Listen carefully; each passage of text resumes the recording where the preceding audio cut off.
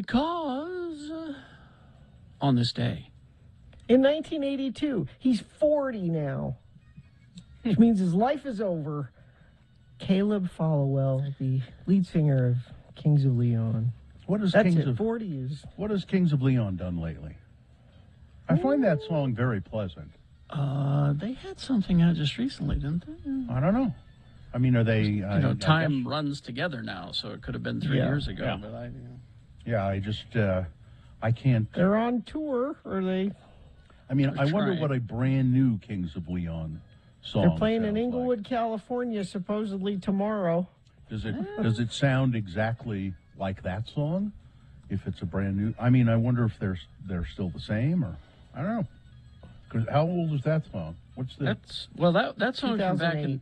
That song's from back in the day. So, and I say 2008, and Bill will say, well, that's not that long ago. That's just like yesterday Bill, to it's me. 2022. That's just like yesterday to me. Nah. Time has really slowed down at this point. They had an album in 2016 called Walls. They had one last year. Yeah. An album last year? Yeah. They're doing stuff. Well, but we're not playing them, so it must not be any good. I don't think you can say that. We only... we're well, playing. I don't know for sure. Yeah. When was the last time you listened to X96 at 7 o'clock in the evening? Not for a long time. But no, never is too strong a word, Gina. Sounds like Sex on Fire. The Bandit was their single off their album last year. Is that in our system, Katie? What is it called? The Bandit. The Bandit. I've got it. There, Carrie's got it. I'm faster than that computer at work. The computer at work has to think about things. They don't call you Action Jackson for nothing. We do have it. I remember talking about this song on the weekend. Yeah. 96.3, check it out. That's not...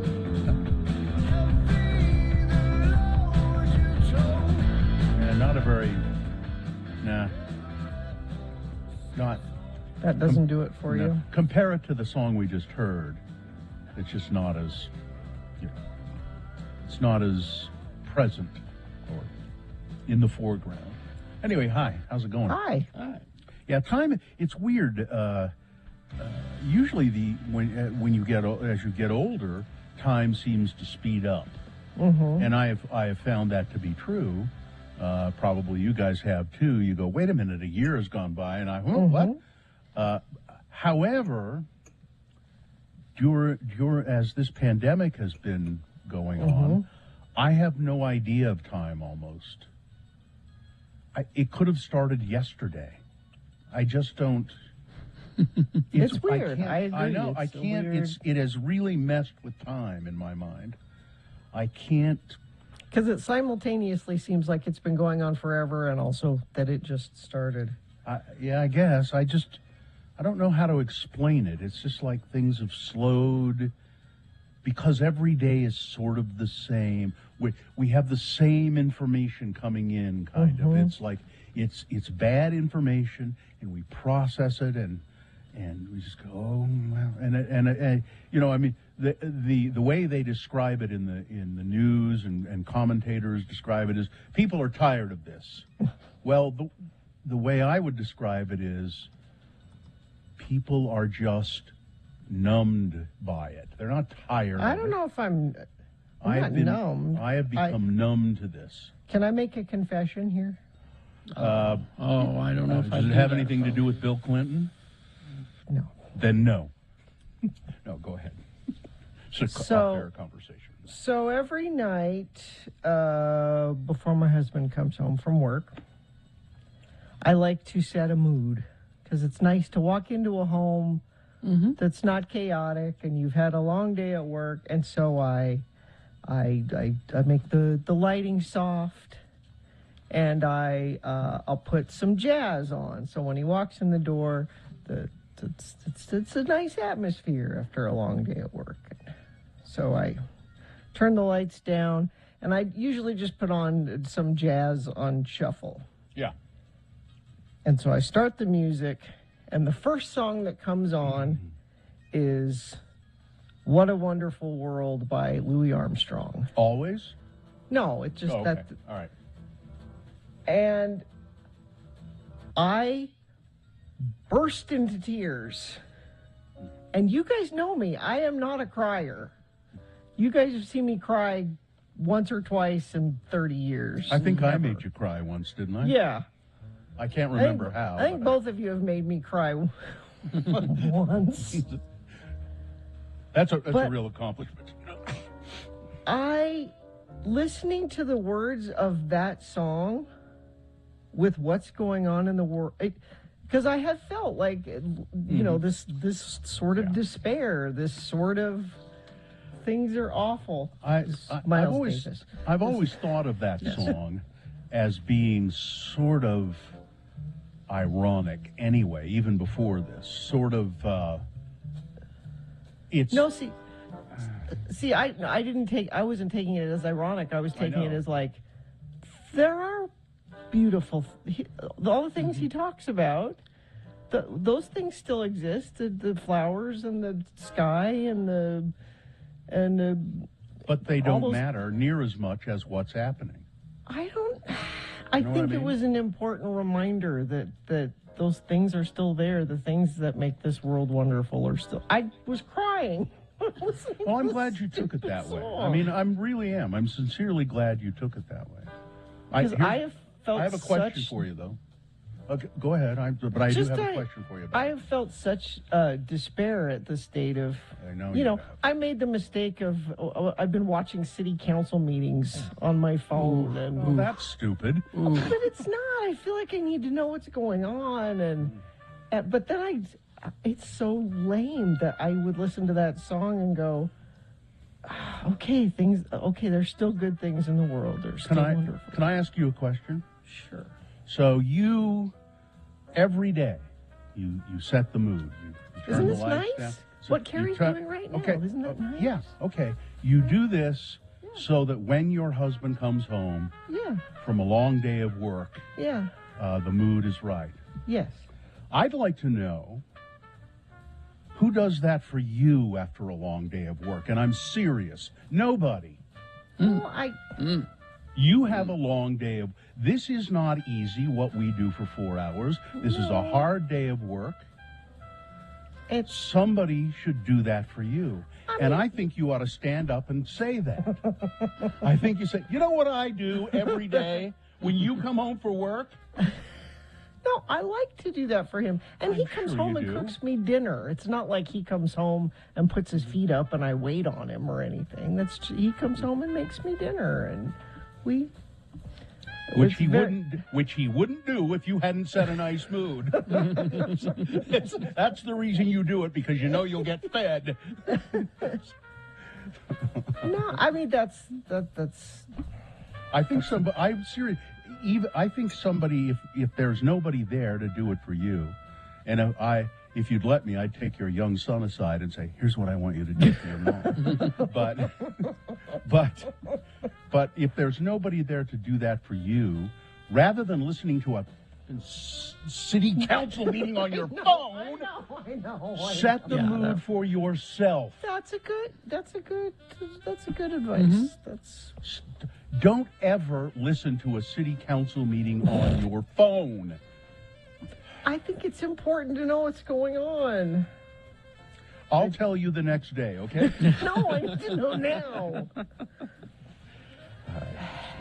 You got to limit it, Gina. You got to limit it. Yeah, that's kind of what I'm saying there. Yeah, You I would just say, you know, when it comes to like the city council meeting kind of thing, follow good local journalists and let them take the hit for you. No, but You know, Yeah, read Gerke. Gerke's you know. good. good Lord, this woman yesterday. Brian Schott's good. You know who else is good? You really should read on the weekend in the opinion section of the Salt Lake Tribune, George Pyle. George Yeah, I Pyle's do. good. He I is read he his is stuff. excellent. Chris Jones, of course. Yeah. Channel 2. You know, so For the yeah, school stuff. And let them take it for you and disseminate it to you. And then that way you're not. But in real time, I heard this woman say yesterday, a county councilwoman who was very concerned about her hair because I was watching it on the. She didn't have a mask on and she was playing with her hair and saying, "I love science. I really do. I love it. But it's time to get back to reality." What? Science is reality, you dumb. And What? and What? and What? and science doesn't care whether you love it or not. No, but this woman is in a position of power, and things she does and says affect all of us. You know I'm why sorry, that I'm is? sorry, I'm No, it's because good people like us won't run for those things. And you know And- why that is too, Gina. People who think, people who love science but think it's time to get back to reality, voted for her. I know. Also, good people like us could never get elected to school council. All right? I could never get elected to school council. It's just not going to happen. All right. Here, Anyway. Gina, here you go. It helps. It's nice. Isn't that nice? It meanders and meanders, and Yeah. I have no truck with it. Jazz This is, ultimately just doesn't do much for me. This was my Sunday morning coffee music for quite a while. Yeah. This album. Yeah.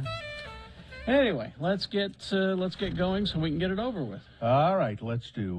We will take your check-ins if you'd like to do that. Do you love science?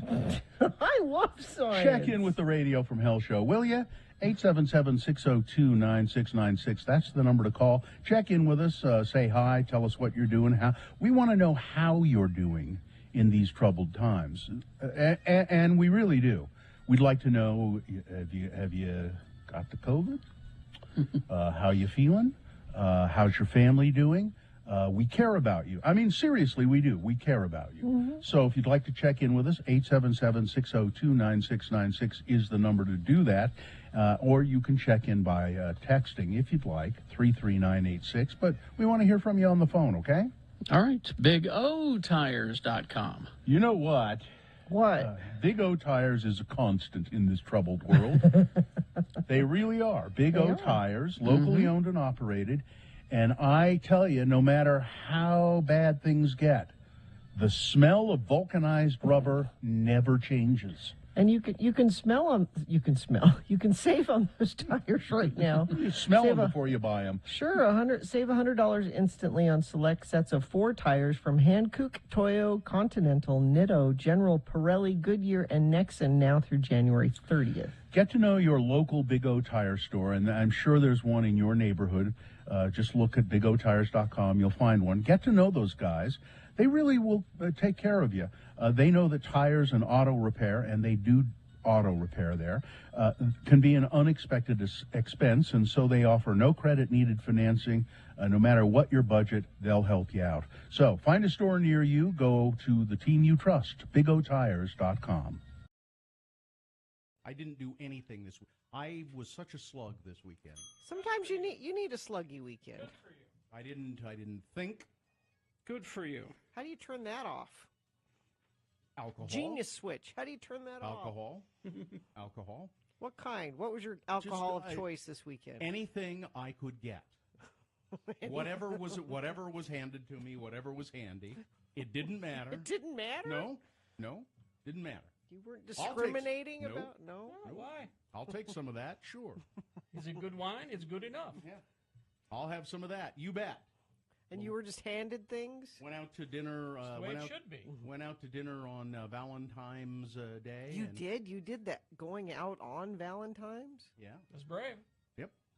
Had a nice dinner at Copper Onion, and you know, pork belly should be one of the major food groups. I agree. It really should be. What was the pork belly on? Or was it No, just, it was just pork belly. just out there being pork belly. Pork belly with some cherries and some Brussels sprouts and turnips. You know, just kind of as a little side starter, dish? a little starter to the evening, and then Nice. man. Did you take in your surroundings? Did you look at the other people that chose to go out on Valentine's Day? I See did. How in love they are? Or I are did. not? There was it was well, so it was very busy. Copper Onion was very busy. I assume all the restaurants were very busy on Saturday. Did you go out on Saturday? No. No. So it was very busy. To the table to our left two guys out on a Valentine's date. Guys? And then a table across from us, a guy and two girls. And they kept, they were quite annoying because the guy kept hanging a spoon on his nose. You know how you do? You take a when spoon you're and a little kid. yeah, and you hang it off the edge of your nose, or he would put it across his nose, and then he would insist on one of the girls taking a picture of him. And this kept going on, and then the spoon would slip off, and then he would just laugh uproariously. Were these and, 12-year-olds? And they thought it was funny too. No one's ever done this before. And it kind of went on, seemed to go on and on and on and on. And then they had the waiter take a picture of the three of them together. Can you believe and this? it was just. This has never happened. And I kept trying to think, now, what kind of a Valentine's date is this? Threesome date? I guess he was polygamy date? Maybe he was paying for them. That could be. Could have been that would explain why they were laughing at the spoon joke. Yeah, the spoon were on paid. the nose. They were hilarious. paid. Hilarious. Spoon on the nose. Man, this is good. Good stuff. Good stuff. And those were the only. But mostly I was just fixated on my sweetheart sitting across the table from me as we enjoyed a delicious meal. I'm glad you did.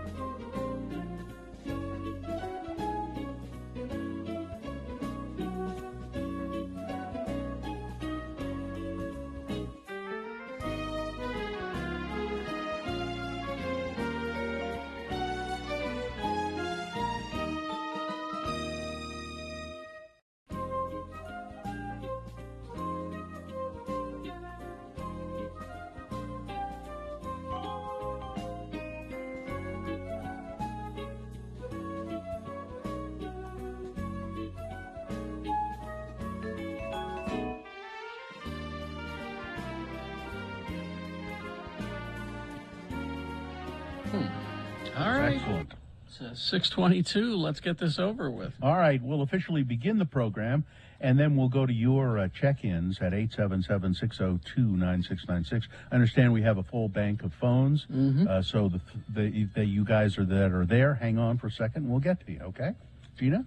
No, we don't even need to hang on for Okay. a second. We can just get to them. The moon is, well, we have to begin the show before we get to them. The moon is 89.5% of full. It's a waxing gibbous moon. It's beautiful. Yeah, no, I hadn't Saw looked it out this today. morning. Yeah, it was beautiful. The moon, well, I've got until 5:21 this morning to look at it. That's when the moon will set. Today being the 14th day of January in the year of our Lord Jesus Christ 2022. And on the air and doing stuff for over 30 years. That's what we do. We go on the air and we do stuff. We are the Lords of Morning Radio, Radio from Hell Bullies, starring Kerry Jackson. I'm Bill Allred. Gina Barberi, believe it or not, a bully in her own right. Right there she is. Katie for short is our fine producer in the studio in downtown Salt Lake, and special help from special people, Miriam and Cameron Diaz. And now.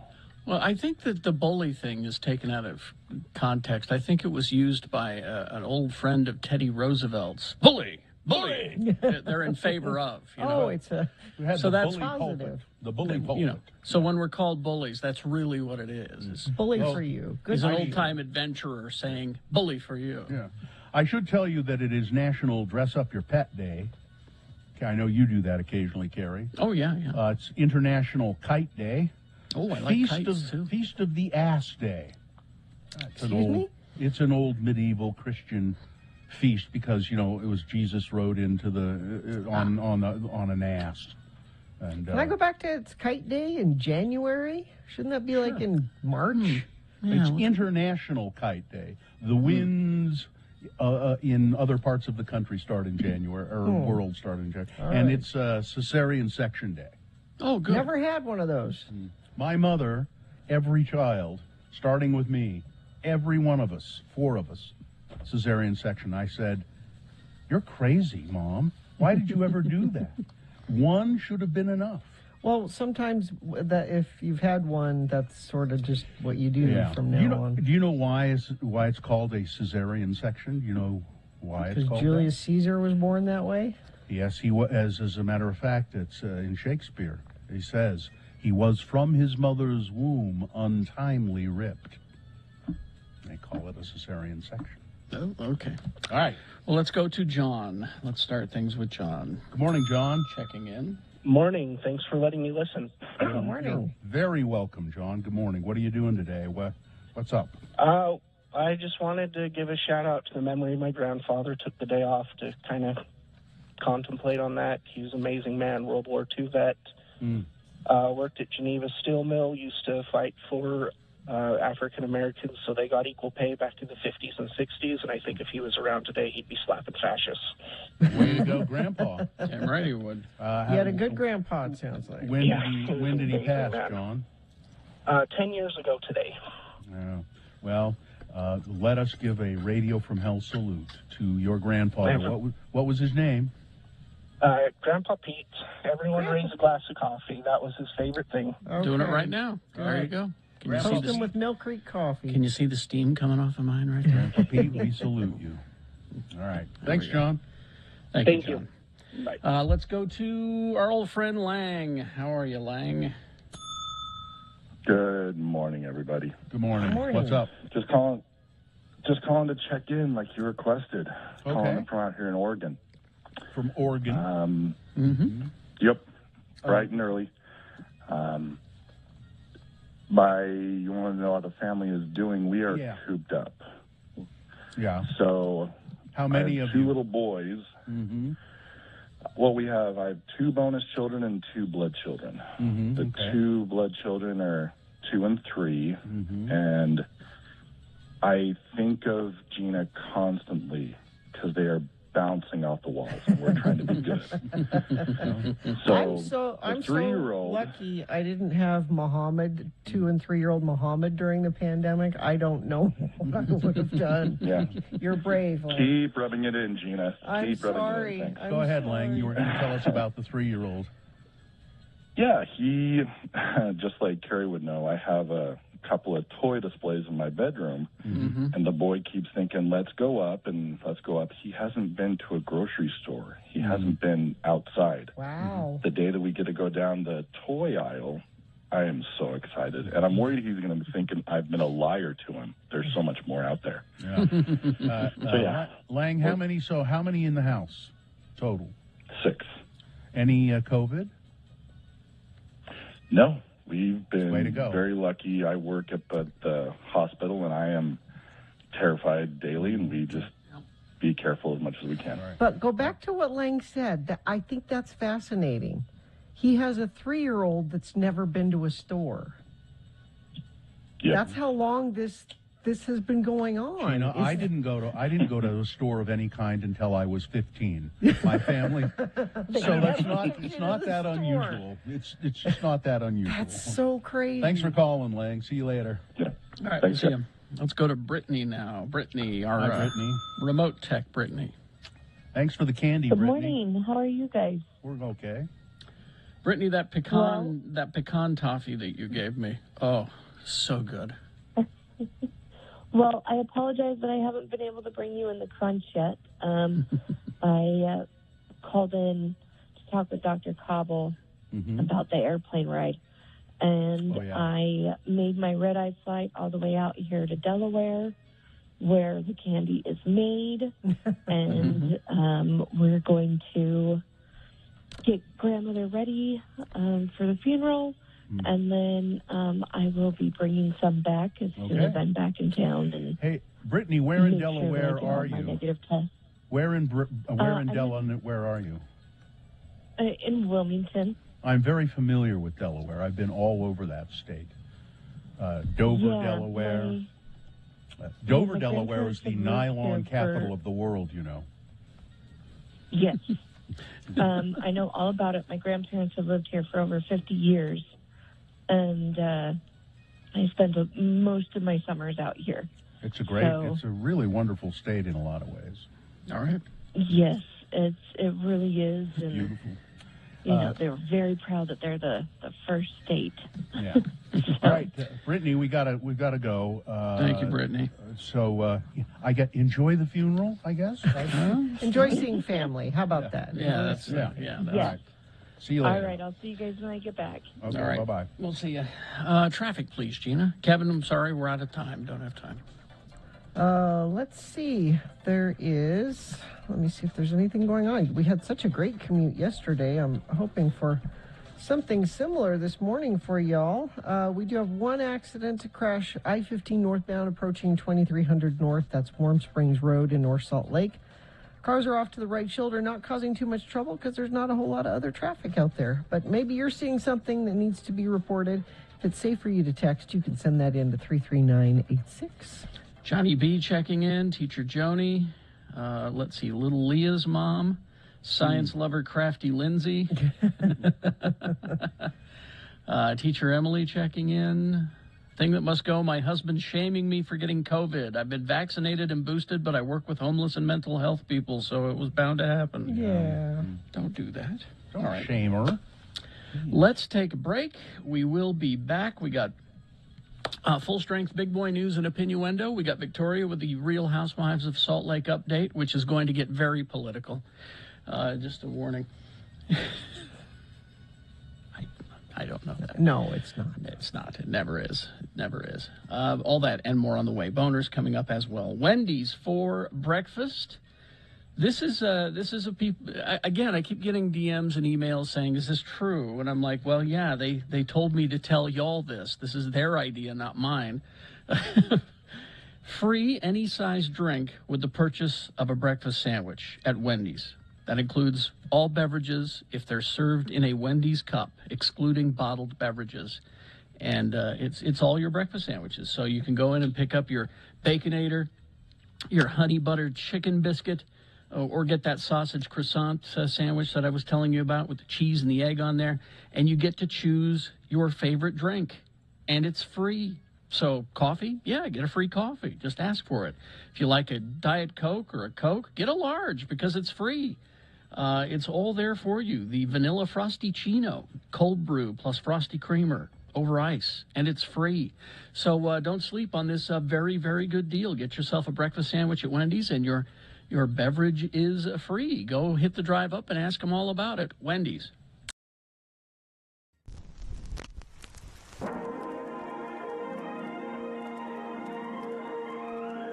It's often said that people of Utah speak a language all their own. It's a language that's often confusing and even incomprehensible to newcomers here in the Beehive State. So, Radio from Hell presents a handy guide to help everyone understand how the natives speak. It's the Utah word of the day, and today's word is...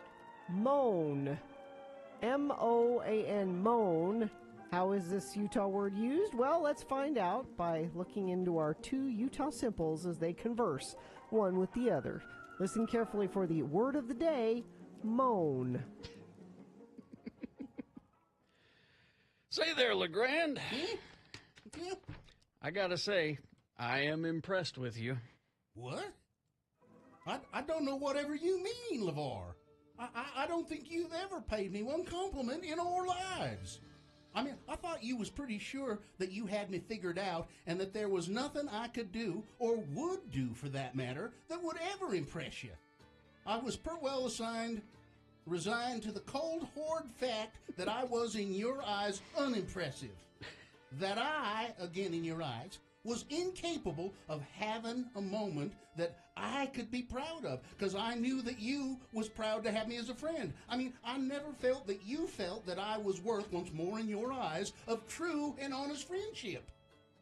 Well, for hell's sakes, I had no idea you was carrying around this heavy satchel of resentfulness toward me, LeGrand. I mean, you ain't the sharpest spoon in the drawer, but you're okay. I've always thought of you as a friend in that you are the kind of person that when he needs a shovel or a rake or a lawnmower or other tools and household fixer-up items, the kind of friend that don't hesitate to borrow and then never return them items to me. You're that kind of friend. Well... And hence the reason I said I'm impressed with you. What? You have stopped your borrowing ways. You don't ask me for stuff anymore. Well, that's right. And you know why? I went to the Ace the other day, and I bought all kinds of stuff. And now I don't need to borrow your tools. I got my own. I said to myself, LeGrand, stop your borrowing ways. And so I spent a bunch of money and got Gordon tools and household tools and the like. I got my own now. Well, I guess you could say you've grown. Yep, got my own. Except for a lawnmower. They're expensive. Can I borrow your lawnmower? Join us again some other time as we examine how the Utah natives speak with the Utah Word of the Day.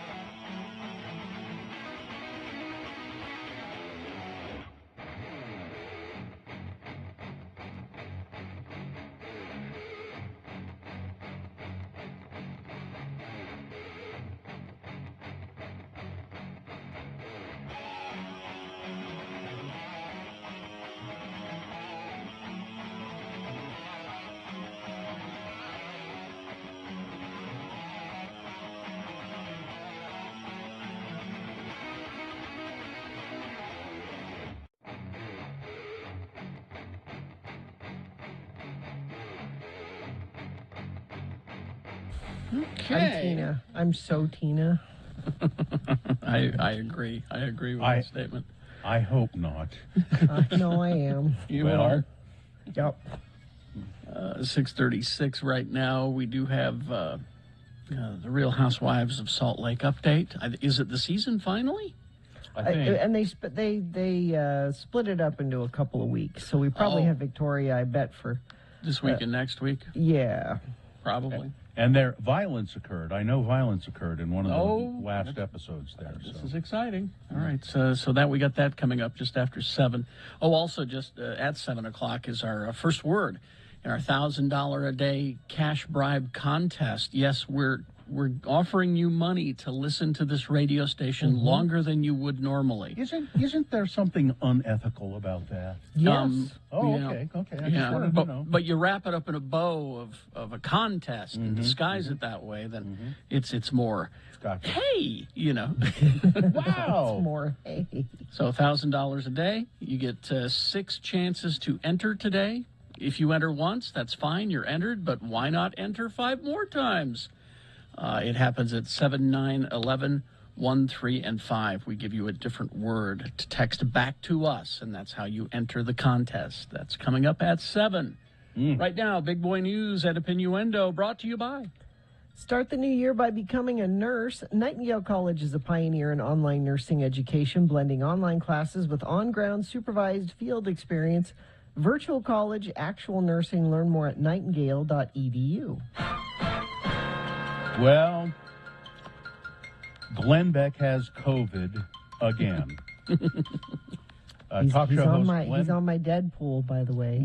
talk show host Glenn Beck said Wednesday, that he's battling COVID-19 for the second time, and most concerningly about all of this, and I mean, I don't want Glenn Beck to die. Of course not. He revealed that the virus is getting into his lungs, which is not good.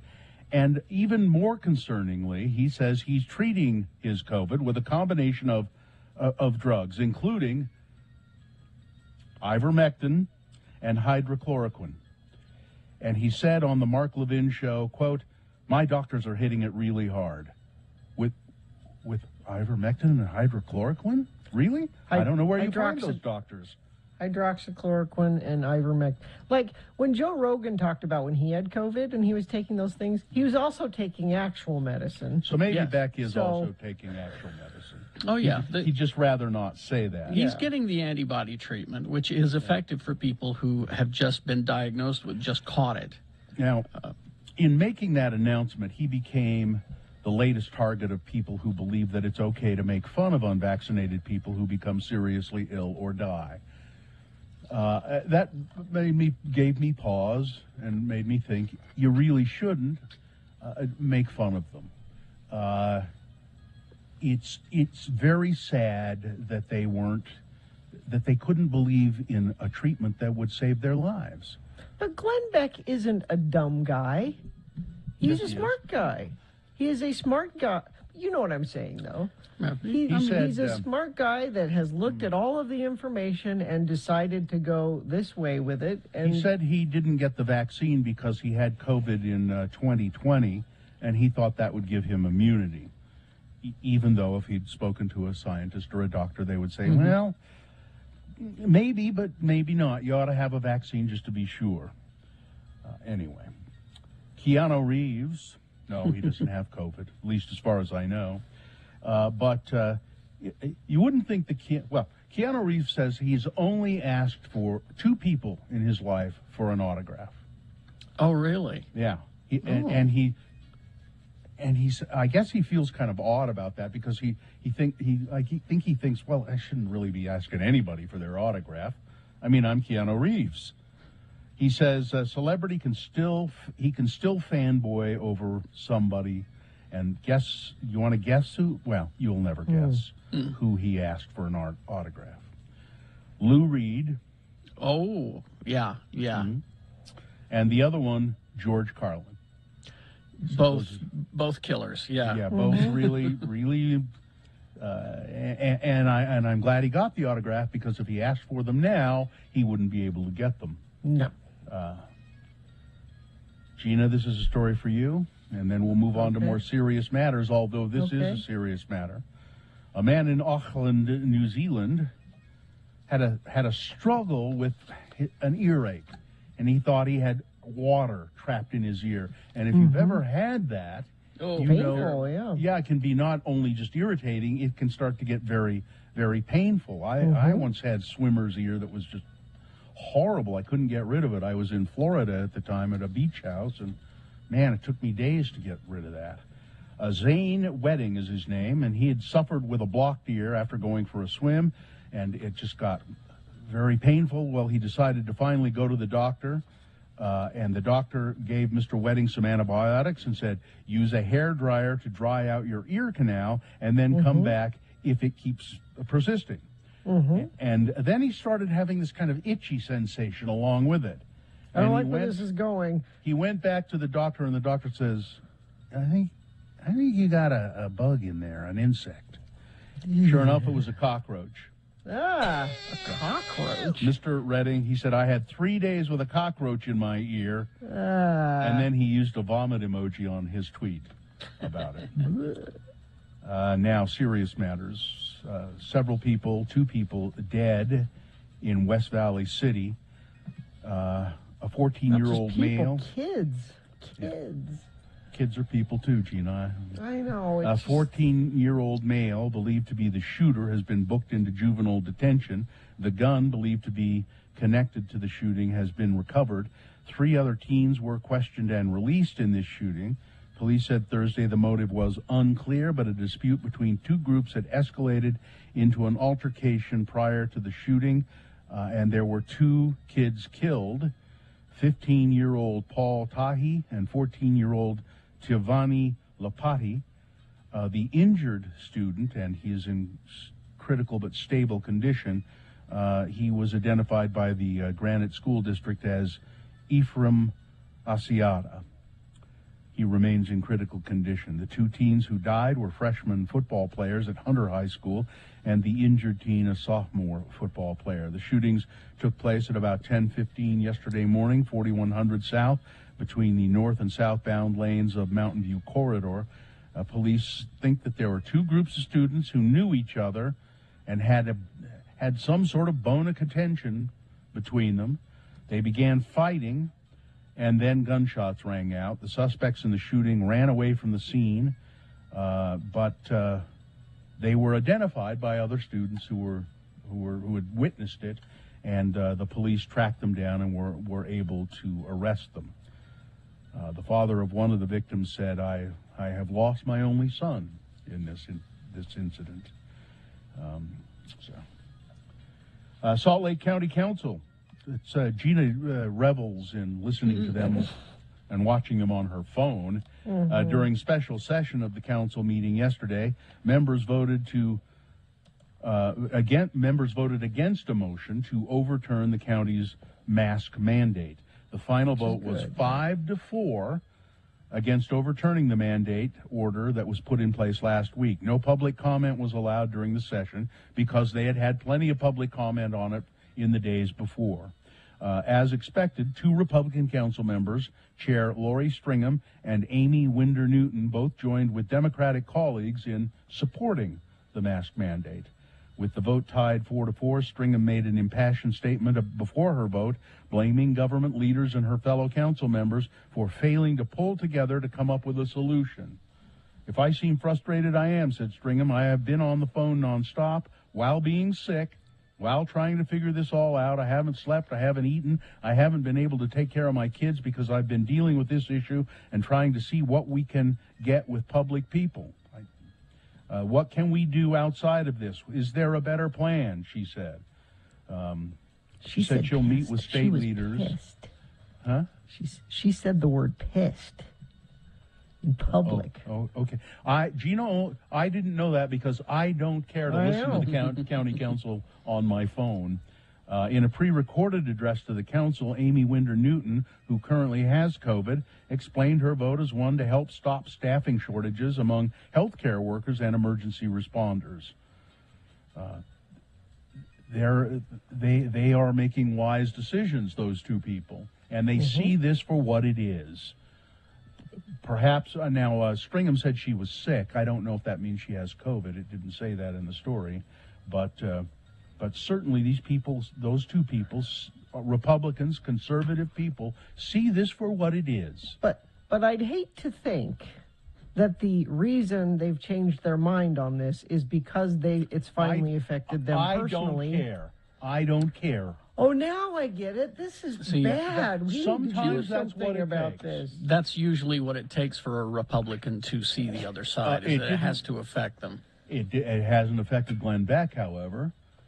So he's had COVID twice, and it doesn't do any. You can hit a person in the head with a board a lot of times, and you hit them once, and they usually see the light. But some people don't get me wrong. I'm thrilled that they changed of course. Well, that they Tyler voted to uphold it. And Tyler in the chat room makes an excellent point. The vote shouldn't have been that close. No, it shouldn't. The ongoing Omicron surge in Utah continued as the state reported 12,990 new cases of COVID, making it the second straight day that Utah had topped 10,000 daily cases. Yeah, this isn't cumulative. That's a whole other new 10,000 plus people. And we have maxed out our COVID-19 testing abilities. Unless the state can obtain more testing supplies and providers, future case counts, while record-breaking, could drastically understate the actual prevalence of the coronavirus. We have maxed out our ability to identify cases, said Dr. Angela Dunn, the director of the Salt Lake County Health Department. So as we start seeing a potential plateau in our cases, it's not due to spread, it's due to the limited ability to test. We're turning people away from our testing sites. We have Dr. Dunn on the show later today. Oh, is she on today? Mm-hmm. By the way, it says here that muscle aches or back pain can be a symptom of the Omicron variant. In that case, I've had COVID for months and months and months. You have chronic COVID. Chronic muscle aches and back pain. A Kaysville woman, a piano instructor, pleaded guilty yesterday to a misdemeanor related to the insurrection at the United States Capitol. Janet Bueller admitted to one count of parading, demonstrating, or picketing at the Capitol building. She faces up to 6 months in prison when she is sentenced on June 1st. Ms. Bueller said, I went to Washington because I was worried that Congress wasn't listening to the people. I felt like they didn't understand that there was a concern that there was an election that was questionable. She said, I just felt like they knew people were out there and they might take a second look at the election. She said, I did cheer and applaud the rioters when they broke into the Capitol. So my son-in-law was with me, and I went to this because my son-in-law is a hothead, and I wanted to kind of keep him out of trouble if I could. Yeah, That was the other again, reason I went. ongoing theme with these people is saying, I was just there there were a lot of bad people there, not me. I was there to try to to calm everything down. No, she said she cheered and applauded when they broke into the Capitol, but she did say she was worried about her son-in-law, who was, prone to being over the top behavior apparently. So she's the voice of reason in this pair. That's the frightening part. Yeah. And also, Captain Moroni was there. Remember Captain Moroni? Yes. Nathan Wayne Entrican, Arizona man who dressed as the Book of Mormon figure Captain Moroni and allegedly, there are pictures, breached the U.S. Capitol. He's expected to enter a plea Friday in front of a federal court judge. When you see pictures of Mr. Entrican dressed as Captain Moroni and at the Capitol and being involved in this whole thing, I almost can't help but feel sorry for him. There's just something going on there that. Well, if any of the evidence says that he called his mother twice while he was in there. Yeah, that's also a reason to kind of feel. Yeah. He lives with his mom. I think his mom dropped him off for the protest. I think you're right. Yeah, I could be Mom, wrong. can you take me to the protest? And it's also really sad, and I feel ultra sorry for him. Ultra sorry, if that's a thing. That he has been misled. He has been misled by people into that whole situation. And Like I said, maybe I'm reading too much into just looking at photos of him, but there are a lot of clicks to be had in the right-wing hate machine, and clicks equals money. Yeah. That's what it's all about. Just one quick thing, and then we'll end it up here. Reese's Peanut Butter Cups. I know you love them. Mm-hmm. So Yes. when you're not sure what to get somebody for Valentine's Day, candy's always a good option. So to put a romantic spin on Reese's, Hershey's has first released now the Reese's Big Box of Love. That was in 2021.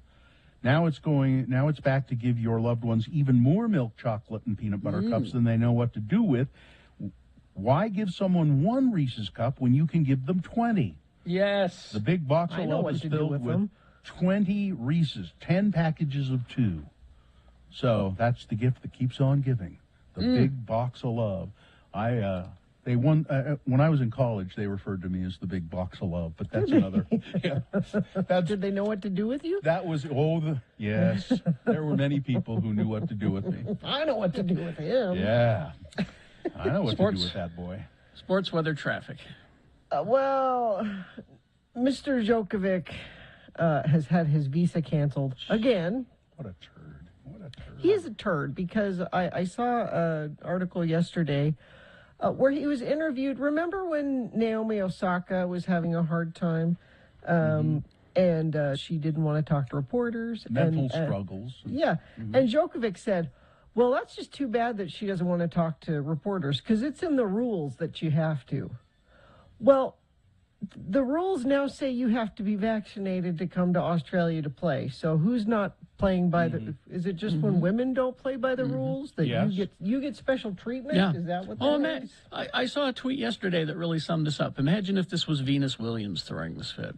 Yeah. The media, the sports media especially, would be losing their damn minds. Yeah, but he's getting, special. Well, he has been getting special treatment. He We'll has. see and he is going to fight this all the way up until He's I think not it's gonna supposed to win. start on Monday, but he's not, because Australia's the no. prime minister or whatever he is of Australia is just adamant. No, get this guy out of our country. Yeah. The rules should apply to everybody. Let's see, the Jazz, they don't play again until Sunday against the Nuggets. So they're in timeout right now. They're sitting on the stairs and thinking about what they've done or what they haven't done and how they're going to change their behavior for Sunday's game against the Nuggets. That's your sports. Weather, there's no help in sight. At least as far as storms go. Now, the air quality actually is better today. So if you have stuff you have to do outside, today's a good day to do that. We've got a little bit of storm system coming through. Not going to be any precipitation or anything, but it'll mix the air up a little bit. And a little bit colder today, 40 for a high. And mostly sunny tomorrow, and then the inversion starts building back in Sunday, Monday. And, Monday's a holiday. Do we have to work on Monday? Yes. Yeah. Well, it'll be hazy on that day we have to work on Monday. And not seeing any storms in the next week or so, unfortunately. Traffic, let me refresh this, see if there's anything new to report. Nope, just that earlier accident, I-15 northbound approaching Warm Springs Road in North Salt Lake, but that should be about cleared up by now because that was about an hour ago. Friend of the program says wreck in Ogden, 31st and Wall. Thank you to whomever sent that in at 33986. All right. Well, we will take a break. We will be back. We've got the Real Housewives of Salt Lake update after this with Victoria. But as important, if not more, well, actually more important, our first word in our 1K a day cash bribe song contest. We're paying you, we're offering you a chance to get money if you listen to the radio station longer than you ordinarily would. I understand that if you win, we give you the money in a plain envelope and it's full of unmarked bills. That's right. I don't know. We can't trace it that way. Yeah. But it's $1,000 a day, and you get 6 chances to enter because, 1 chance to enter is good, but 6 is better. So we do it for you 6 times. We'll explain the full contest coming up after these. KXRK Provo. It's the X96 1K.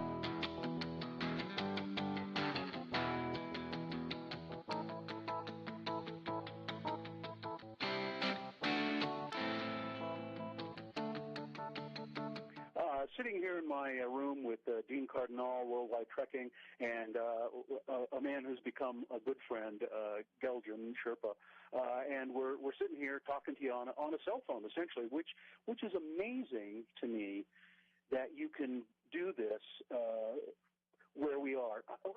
Let me try to describe this. We are actually in a really remote part of the world. You can helicopter in here, but it's horribly expensive, and people don't do it much. People walk to get to these places, and they walk for days and days. There are people who live way up in the Khumbu, and they come down here. Kind of the Namche Bazaar is, would you say it's a halfway point between here and Lukla? Yeah, and it's a trading spot between, the valley and Tibet, and a place where people come together for the Saturday market to trade goods, to buy goods, and everything else. And so people walk for a long time to get to these places, and people walk. They'll walk from very remote places up by Everest, and they'll come down here to trade, as Dean said. But what's really unusual is that people have cell phones everywhere. It's just stunning in its incongruity. It's just incredible. You'll be walking. I'll be puffing my way up a trail, and some Sherpa kid will be, carrying a big heavy load of stuff and talking on a cell phone. It's just an amazing thing to see. I should describe a little bit. I don't think I described very well. Coming into Namche Bazaar, there are these giant prayer wheels in houses. I'd forgotten about this, and I asked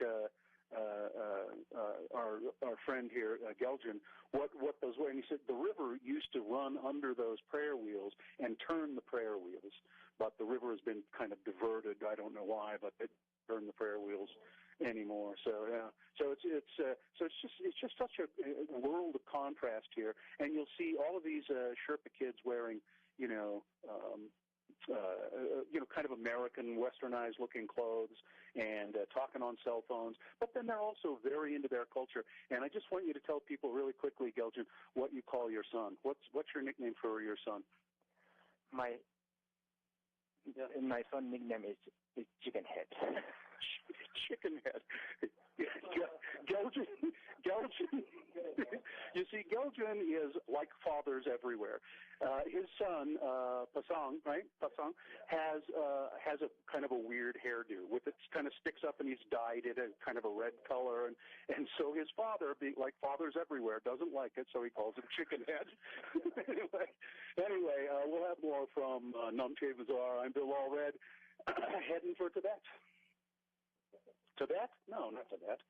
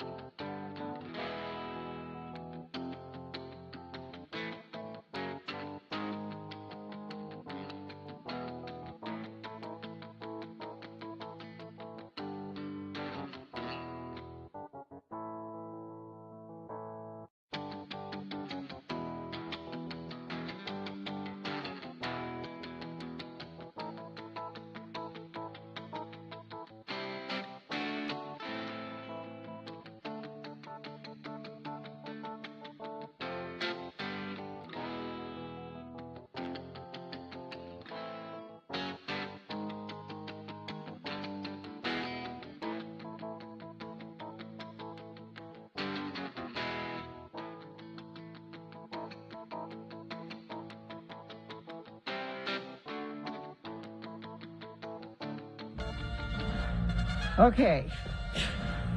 This is the first word in the 1K a day cash bribe. I think this would fit in the category of those commonly misspelled words, Gina. For sure. So 7, 9, 11, 1, 3, and 5. There's a different keyword at each of those times. You can only enter once with each keyword. So the most chances you have to win are if you gather all of the keywords up and text them in. Now I'm going to give you this keyword.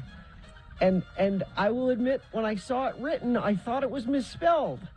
And we looked it up, and no, this is how you spell this word, so pay attention.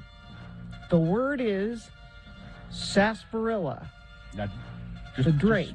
Now hang on, don't start entering yet. Yeah, just spell it. Don't say the alternate spelling.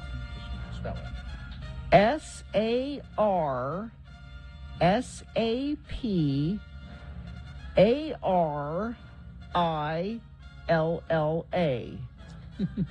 There may be one person out there that spells this correctly, because spelling matters. I will spell it again for you. Slowly. Get a pencil, quick. Get a pencil. Write this down carefully, or you will not win. SARSAPARILLA.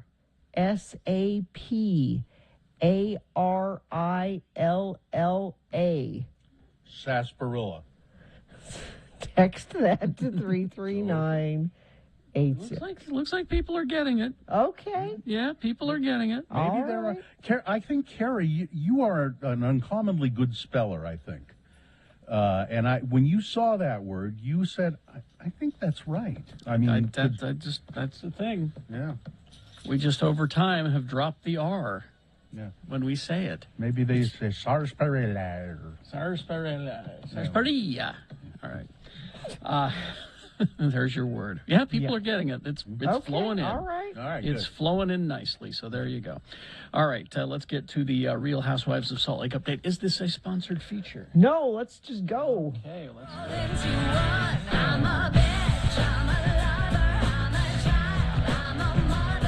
Well, here she is, our friend Victoria.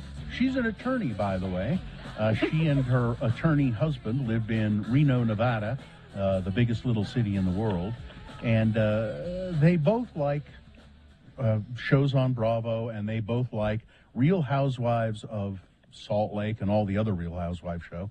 But Victoria's here to talk about Real Housewives of Salt Lake because God knows I don't want to watch it. I like the name of this episode that you've given it, episode 16, Holy Mother of Zion. I can't take credit for that. That's all up to Bravo, so they're getting it. I love that they did this. Why is it called that? So it's called that because the episode ends with the women on a fun bus trip to Zion, and the episode ends with them, of course, yelling at each other on the fun bus. Now, so, Holy Mother of Zion. I just saw some headline, and I didn't even read the story. I think it was in the Tribune, but it said violence erupts. Is it in this episode? It is. It teases it. It's I don't know if they're actually going to put hands on each other, as they say, but yeah, it ends. It's pretty intense. So what happens is Jen is yelling at Lisa. So Jen Shaw is very concerned about who's loyal to her right now and who is her friend, and Lisa Barlow is the target right now. I think because it's a way to get Jen Shaw some attention. But what she's yelling at Lisa for is being friends with Meredith, because Meredith has made it very clear she doesn't want to hang out with Jen because she says Jen attacked her family, and so she's coming after Lisa for still being friends with Meredith when Meredith won't support Jen. And so Jen is screaming at Lisa, and Lisa's staying pretty calm, and Lisa's stayed calm throughout these 2 seasons. We don't see Lisa really get upset. She'll cry a little bit or fake cry, or we've seen her raise her voice, but not really get intense. And Jen stands up on the in the bus, and she gets in Lisa's face, and she just will not let up. And Lisa finally starts screaming back at her, and then I think pushes her shoulder a little bit and says, "You want to go? You want to go?" And then we see a producer. We see a producer come into shot too, and the producer starts trying to pull Jen away from Lisa. So, and that's how the episode ends. So we'll see if this actually that they go toe to toe. But it's. I mean, Lisa says, "You want to go?" and they're touching each other for sure. Now, let's talk about that. You say that there were no restaurants in particular, local restaurants mentioned this week, but they did do some local business stuff. Yeah, I know restaurants are the most important to this group, and so we didn't see anything this week. But we saw the Cliff Spa, which you guys have talked about before, and I've never actually seen it. It's beautiful. Yeah. Oh, yeah. I've been a private pool up on top on the roof is just great. But private, they don't allow kids up there. Yeah, that's what I meant. Adults only, not private, but adults. That's even better. That's the best part, frankly. Yeah, and so Heather and Jen go up there and they hang out in the hot tub and get some food. That looked amazing. Then the house husbands go to Mulligan's and golf, and then there's a party at Goldener Hirsch Inn, which is in Park City as well. Yeah, I've been there a long time ago. Oh, it looked really interesting too. It's pretty. So yeah. Looks very boutique-y. So I want to mention too, this is not the season finale. Finally, we still have probably a few more episodes before the season ends, and then we'll have the reunion after that. So. Oh, okay. So we got you for at least a month or more. At least, I would say, unless you want to manifest something else. So I'm good. What was the big news of this episode? So there's, I just get some highlights. It's some, I would say it was after the bus thing, which is at the end of this episode. We got a lot of drama last week with Mary and her racist comments and what's going on with her. I would say it's a relatively quiet episode. We see the house husbands go golfing, so you guys stop me if you want to hear more about any of this. Like I said, Heather and Jen go to Cliff Spa. Meredith throws Seth a birthday party at that hotel in Park City. Seth is the one that makes, anyway, he's gross. So we'll talk about that later. He's gross. He's gross. Jen Shaw goes house hunting because a couple episodes back we saw Coach Shaw tell her, we need to downsize because we have these legal fees and everything. And so she goes house hunting. Obviously, nothing's up to her standards. Of course. Jen and Sharif have some quality couple time where they paint pictures about how they feel about each other. Oh, yuck.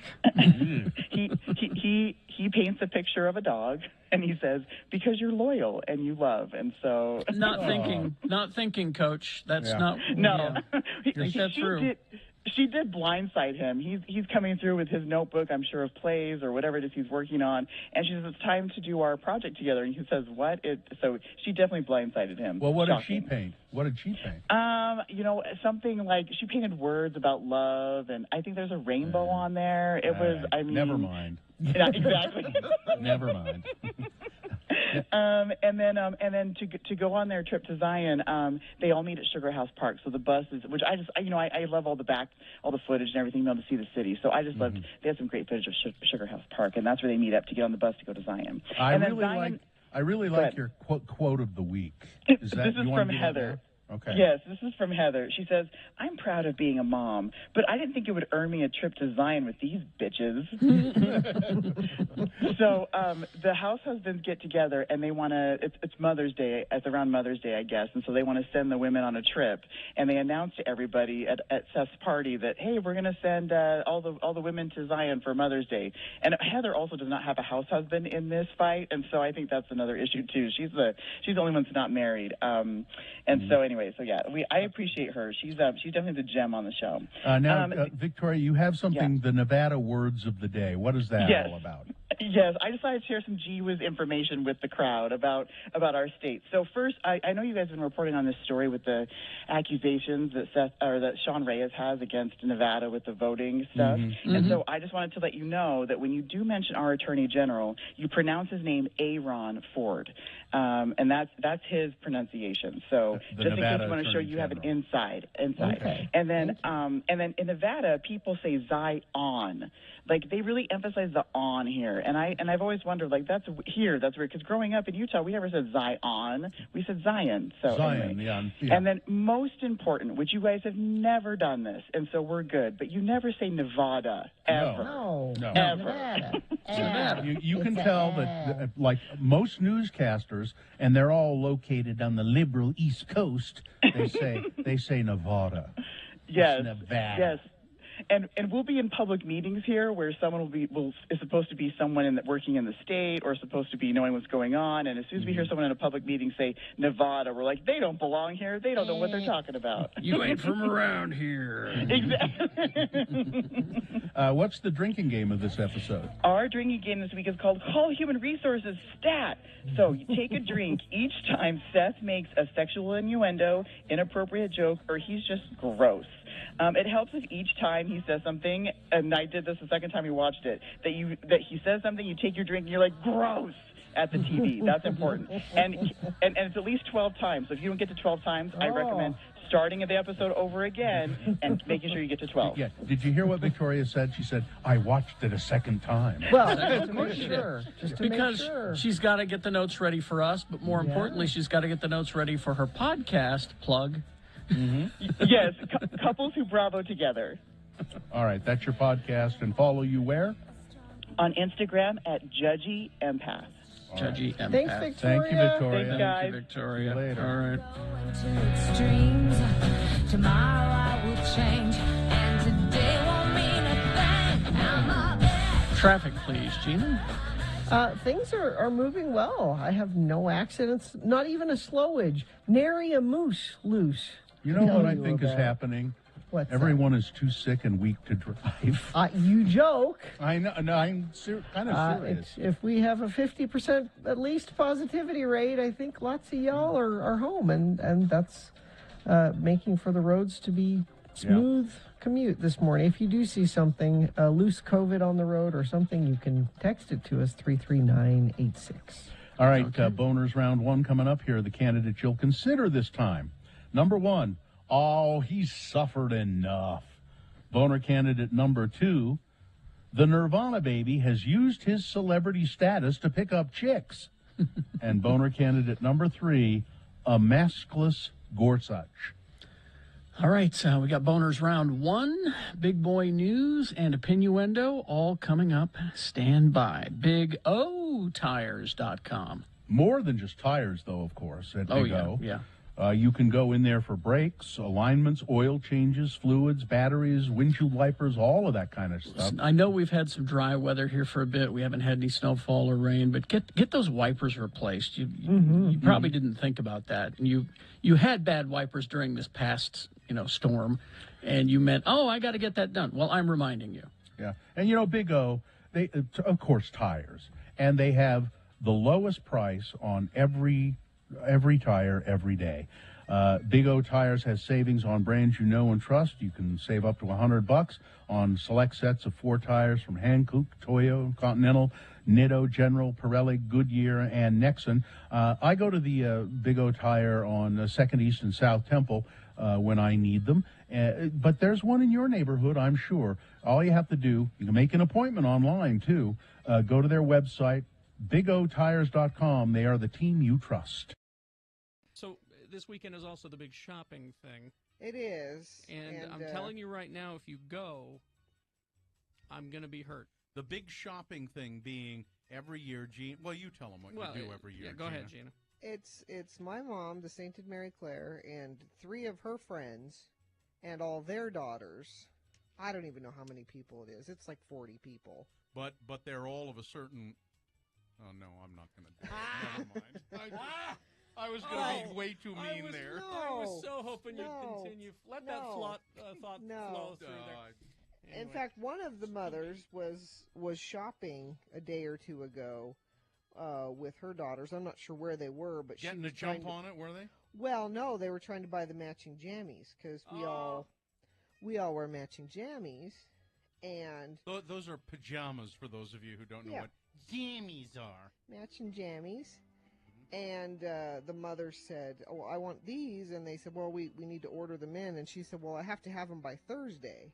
I'm like, why do you need, 5 pairs of matching jammies by Thursday? And she said, well, we go on this shopping trip every year. And he said, is this Gina Barberi's shopping trip? Okay, so we don't need to explain it. Everybody seems to know. But here's the deal, is that if you go... why will you be hurt? I will be hurt because she can't make the ride into work here and sit in this comfortable chair that Babinski's has given you. But she can go and shop. And that just shows there's that guilt thing coming back, is that you and I cannot have any control. No. But Mary Claire, queen of guilt. She directs my life, as you know. I don't think that you should let your mother make you go on this shopping trip. That's right. Well, and actually we've talked about it a lot the last couple of days, and she's been worried about me, and I've been having some trouble the last couple of days. Richie's having a T-shirt made for you, by the way. It just says "irritable uterus" on it. Well, I'd wear it. Let's see if we can get a second tie line to come in here. I know big radio stations can do that, and we're just KXRK Provo, but let's see if we can get a second tie line in here so that Gina can be at home and we can be at Jiffy Lube on Monday, and we can all be here. All right? It'd be nice if we could do that. It's the JT thing that's the problem. Well, JT can maybe send her traffic in pre-recorded. Okay. JT, you're there, right? Maybe we could do that just for whatever you guys want. For one day. That's a doable thing, isn't it, JT? As long as somebody can play an MP3 over there. Sure. Yeah, we can do that. Yeah, whatever you guys want. All right, we'll have Richie work that out. I mean, it would be sort of live traffic, but it would be like... I'll send it like a minute or two. A minute or two, yeah. Okay. I won't be able to do my sign-off, though. Well, we'll be okay. We'll forego One that. day, one day. Yeah, whatever you guys want. Come on. Right.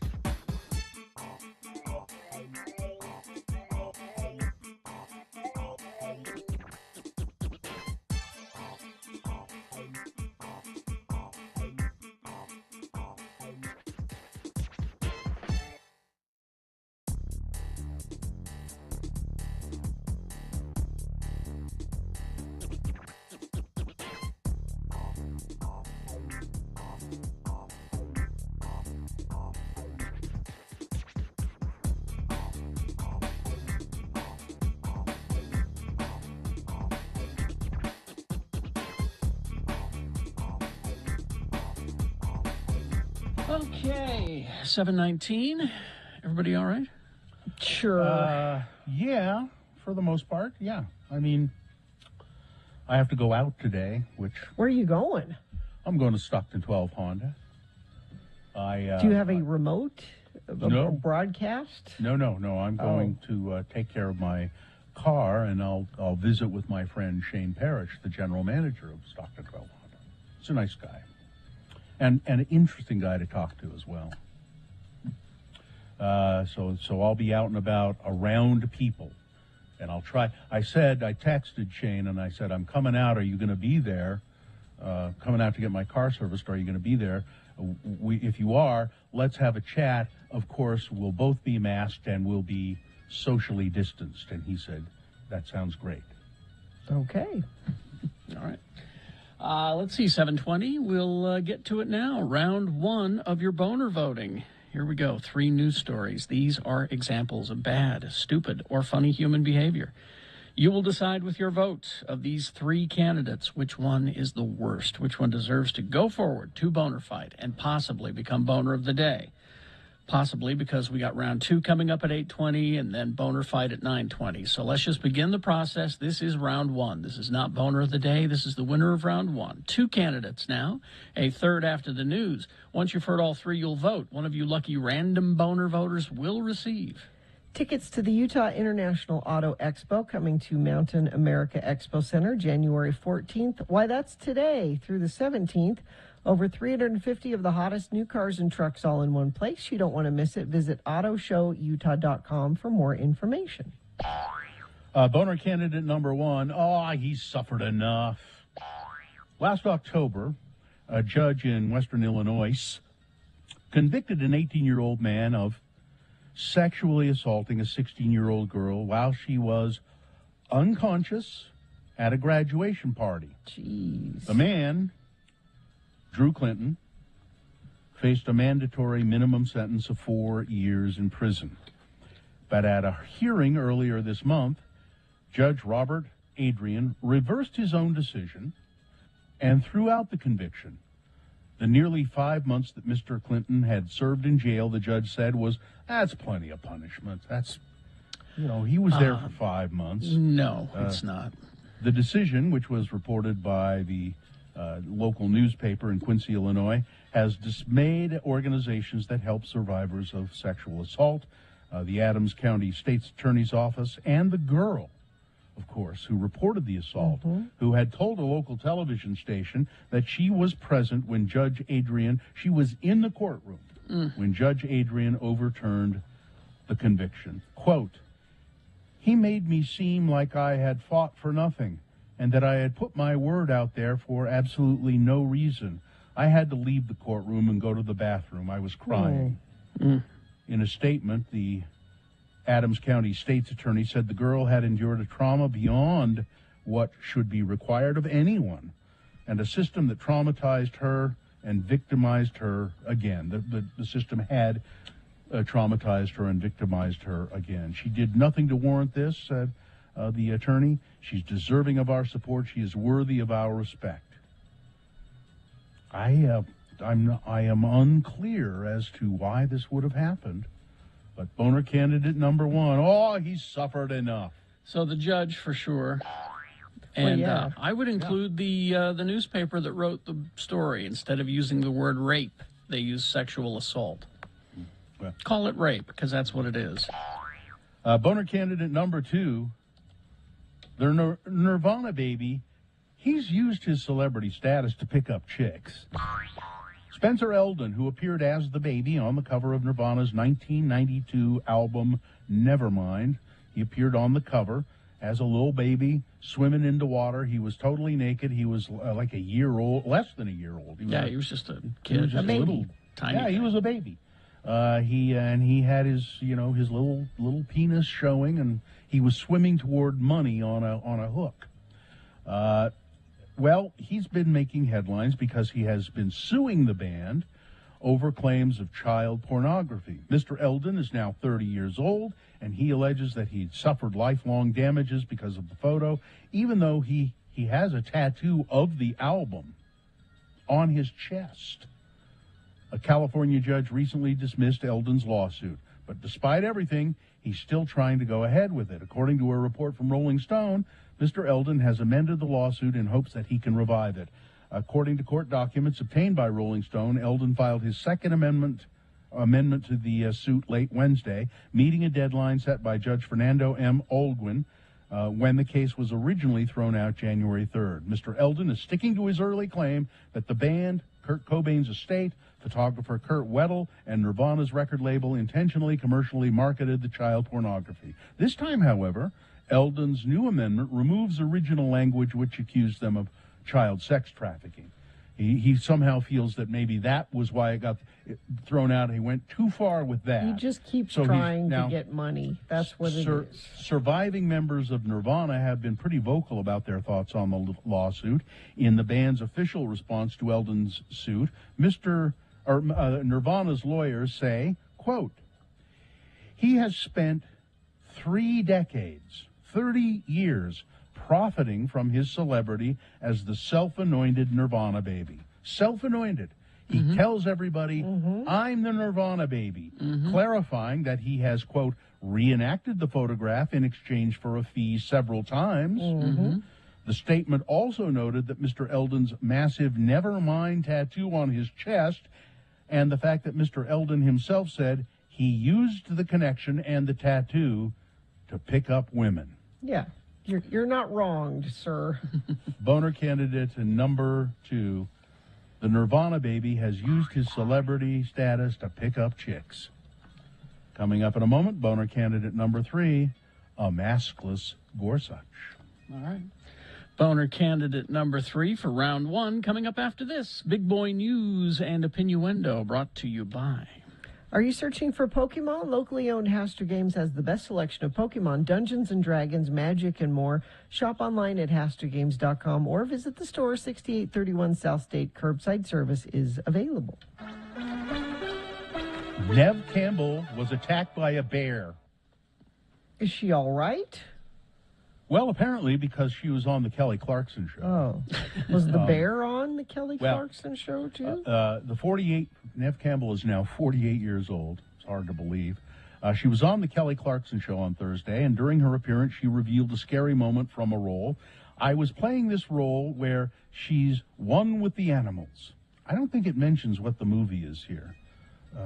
And there was a scene, or maybe it's not a movie, maybe it's a TV show. Anyway, I played the person who was one with the animals, and there was a scene where I was getting chased by a bear. They brought this bear onto the set, and I'll bet it was the Utah bear. What's his name? Bart. I'll bet it was. They brought him onto the set, and they gave me this big bottle of Coke to feed the bear, Coca-Cola. They said, dip your hand in honey and just run. And when you get to the tree over there, turn your hand out and feed the bear. She went on to explain, I dipped my hand in honey, ran to this rock and turned around and put my hand out, and the bear's not slowing down, and he's not coming for my hand. He grabbed me by the leg and started pulling me through the forest. My mother was visiting the set, and she's screaming, and the whole crew is frozen because nobody can believe what's happening. All I can think to say is, he's biting me. Like it's not obvious, she said. Finally, the bear wrangler, began throwing rocks at the bear until he was distracted. You know, she said, it's silly. As actors, we get asked to do really silly things sometimes. And they do them. The other thing with bears is, if you're ever chased by one, run downhill. For some reason, they can't do that. It's the moss. They attack when you're having your period, too. No, that's jungle cats. Anybody have any idea what that project was where Nev Campbell was dragged through the forest by a bear? I'd like to know. She was one with the animals?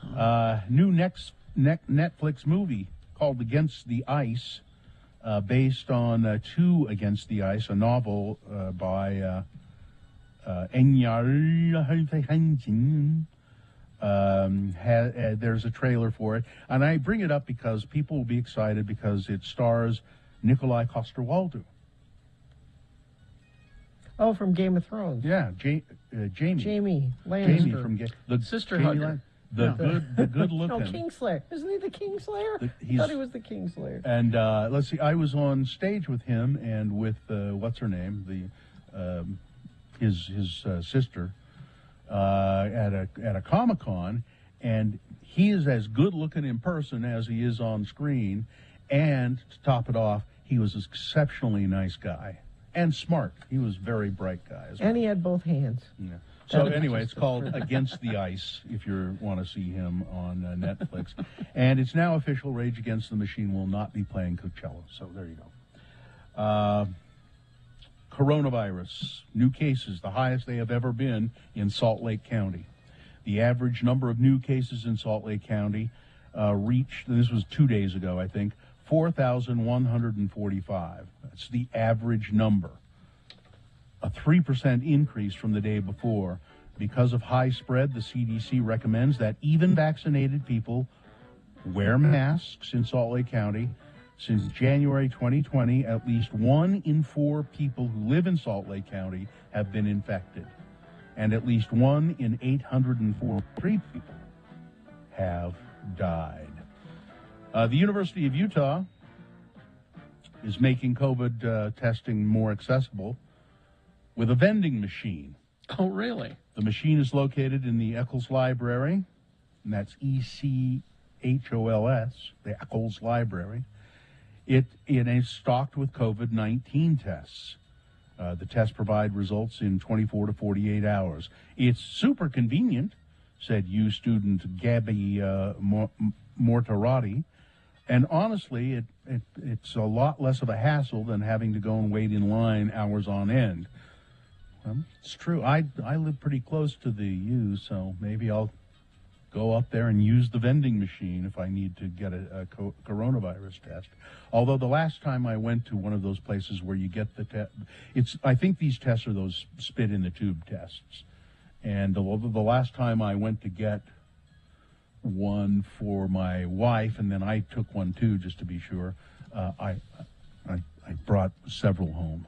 So, Bill, so I've got them on hand. Don't hoard tests. I'm not. By several, I mean I think I have 4 or 5 of them around the house. Gina, it's no secret that COVID-19 has been an extremely stressful time, and Yes. you, I think, more than any of us, exude that stress. Do I? Yeah, from the pores of your body. We can almost see it. It's palpable. Well, I have this unfortunate news for you. Great. People who feel that stress the most are most likely to catch coronavirus. Why are you telling me this? Scientists at the University of Nottingham say that people who feel stressed, anxious, or depressed at the start of the pandemic in 2020 were more at risk of catching COVID throughout the rest of that year. Well, that's just great. The study found that greater psychological stresses during the early days of the pandemic significantly increased the chances of infection later on, and so there's no reason to believe that that's still not the case. Well, and Gina's law is always in effect. Yeah. Which is if something can go wrong, it will. And I still think it'll be, in spite of all my best efforts, I will be the first one of us to catch it at some point. Do you think? Yeah. I would almost bet that that's true, Yeah. although by saying that, maybe I've jinxed myself to get it. That's not how science works. I mean, I've got kids in the world, and that's true. I was going to talk a little bit more about the guy who was dressed as Captain Moroni. You feel a little bit of affection for this guy. Well, I do. I mean, there's a picture of him sitting on the curb, fixing his leg armor or whatever that is, and he's got a big sign that says, religion, freedom, peace, something about our wives and children. You can't quite read it all because it's crumpled up, but he was released on his own recognizance after he'd been arrested. He was dressed as Captain Moroni. The FBI arrested him at his home in Cottonwood, Arizona. He's got to go back to court. I have a Catholic question. Okay. Yeah. I don't know who Captain Moroni is or what that significance of that is. Well, it's you can guess. There's a book of text which the people of the Church of Jesus Christ of Latter-day Saints consider sacred. the Book of Mormon. He is Captain Moroni. You might. Who does what? Why don't is know. that a person that you would dress up like? Well, because he was the only thing I can remember about it is that he was a fierce and valiant warrior who killed all the bad people that needed to be killed. He was a fierce warrior. The whole Book of Mormon, most of it concerns battles of one kind or another, and I don't know. I can't remember. He said in court, "I'm Captain Moroni. I'm the William Wallace of the Book of Mormon." Oh, there you go. Remember William Wallace? They'll never Mel take our Gibson. freedom. But... Yeah, Mel Gibson in whatchamacallit, that movie. He said, "I'm the William Wallace of the Book of Mormon." Here we go, Gina. Here it is exactly. Oh, okay. In the Book of Alma, in the Book of Mormon, a freedom fighter named Captain Moroni fought for his freedom against the king men, he said. That's his interpretation of it. Okay. The FBI agent who wrote the affidavit included a background section on Captain Moroni and the title of Liberty. He described the title of Liberty all as, let's not go into all of that. And just to go back to your U of U COVID test, you do have to be a current student, staff, or faculty. It requires institution login to register your test kit. So, Bill, you can't go up there and get it. It's just for you people. My next door neighbor is a tenured professor at the University of Utah, and I know several professors from the University of Utah. I bet one of them will give me their login if I want. I'll bet you anything. All right. Weather, traffic. So today is the best day of the week, at least as far as air quality is concerned. If you need something to be positive about today, that's the better air. No storm coming in to blow that out with precipitation and stuff, but just enough mixing of the upper atmosphere that the air quality will be better today and tomorrow, it looks like. High of 40 today, 41 tomorrow, and then we start building the haze back in Sunday night into Monday. And looking out 7 to 10 days, we still aren't seeing any storms coming through to give us any more snow or even rain. So we'll keep an eye on that for you, though, throughout the weekend. And we'll report back on Monday because we don't get Monday off. Lots of you have Monday out. We don't have Monday off. I think so. I heard that maybe this isn't going to change, this weather pattern, until maybe the end of the month. But the good news is lots of you are home, not driving and not on the roads, and not adding to the bad air quality and not adding to accidents because everything's been really smooth. Bill was wondering if maybe everyone's too sick to drive. That could be. Could be. There's not a lot of traffic out there. That's traffic. All right, here's boner candidate number 3, a maskless Gorsuch. This is a story from the liberal New York Times. When the Supreme Court justices emerged from the red drapes at the front of the courtroom last Friday and took their seats to hear arguments about President Biden's vaccine mandate, which, by the way, late yesterday they rejected. The Supreme Court rejected the vaccine the vaccine mandate. All but one of the justices were wearing masks. That exception was Neil Gorsuch. That Gorsuch would resist mask wearing is no big surprise. He's a conservative judge with libertarian streak who has spent his life around Republican politics. In conservative circles, masks have become a symbol of big government subjugation. But his decision not to wear a mask, while the other Republican appointees on the court all were, still felt pretty surprising. The justices usually make an effort to treat one another respectfully. They disagree on the law, sometimes harshly, while maintaining productive and even warm relationships. You know, like the famous friendship between Antonin Scalia and Ruth Bader Ginsburg. When you're charged with working together for most of the remainder of your life, you have to create relationships, said Sonia Sotomayor a few years ago. But to have Gorsuch sit there, maskless, around ancient justices, like 83-year-old Stephen Breyer, who he sits right next to. That must have made them feel uncomfortable, and it, I think, is unconscionable of him to do that. I agree.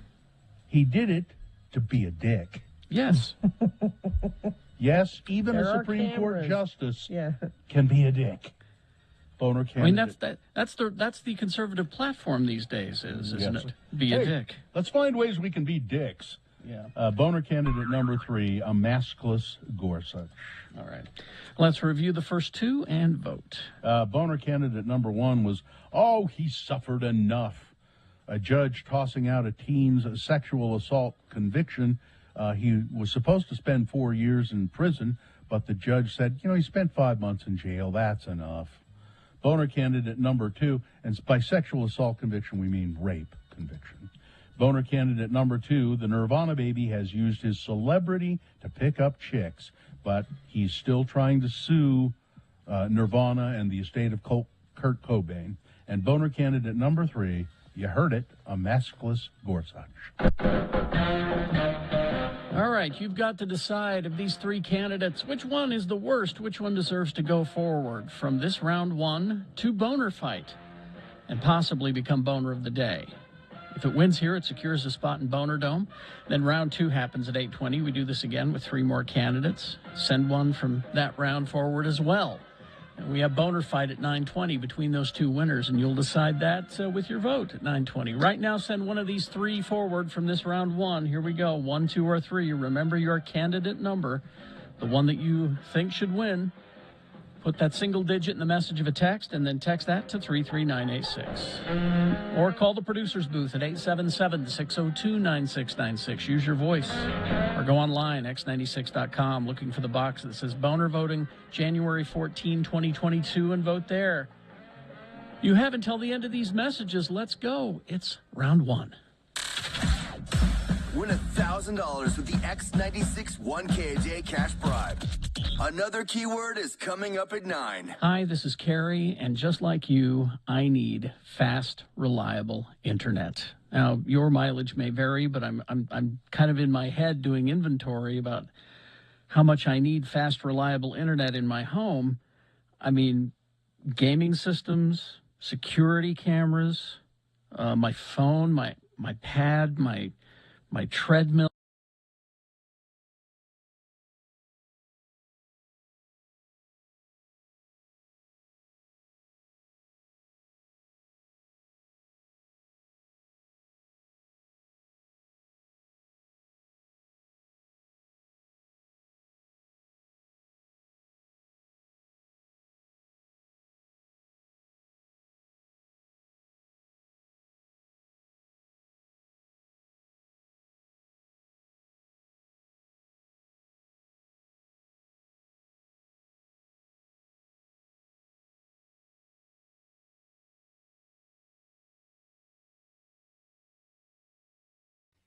So my kids are doing the hybrid school thing, which is... So part gasoline and part electric?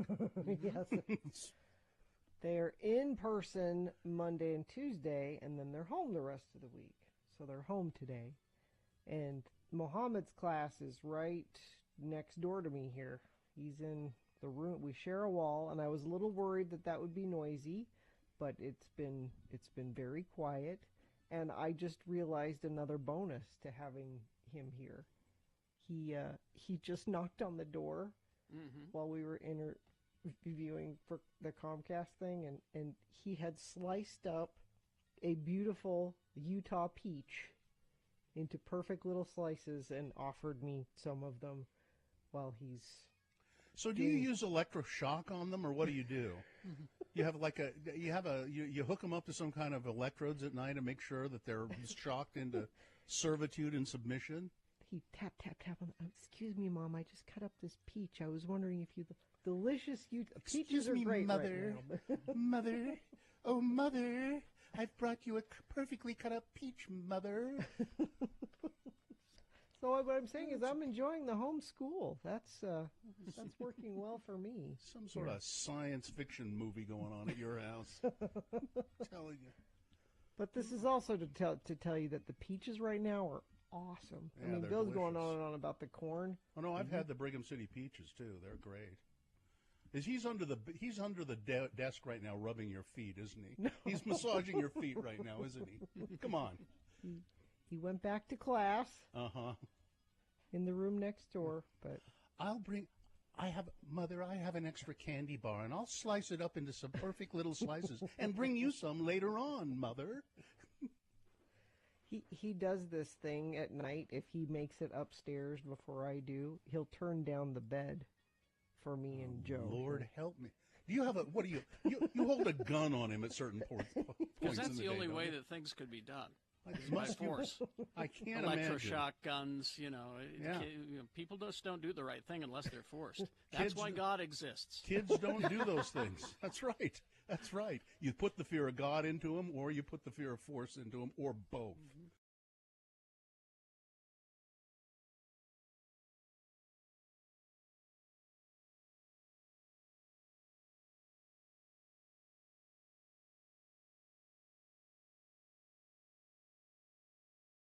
All right, we do have Best Question coming up just as soon as we award round one of your boner. And round one of the boner voting is brought to you in part by sizzling Korean beef. And the key to good sex is good communication. Reveal your best pleasure at Black Velvet Boutique, Utah's locally owned by women sexual wellness resource, open 7 days a week, 595 South State in Clearfield. All right, we had boner candidate number one. Oh, he suffered enough. The rapist teenager who had his assault conviction thrown out of. He was supposed to get 4 years. The judge said, "Oh, he suffered enough. He was in jail for 5 months. So, Boner candidate number two. The Nirvana baby has used his celebrity to pick up chicks. Stop suing Nirvana. It's just stupid. And boner candidate number three, I thought this was a great candidate, a maskless Gorsuch, Supreme Court Justice Neil Gorsuch, appearing with all the other. Actually, Sonia Sotomayor, I think, wasn't there.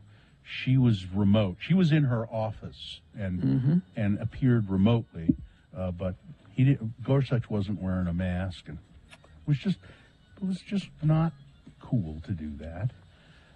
So. That wasn't cool, man. The winner, though, you couldn't beat it. Number one, oh, he suffered enough.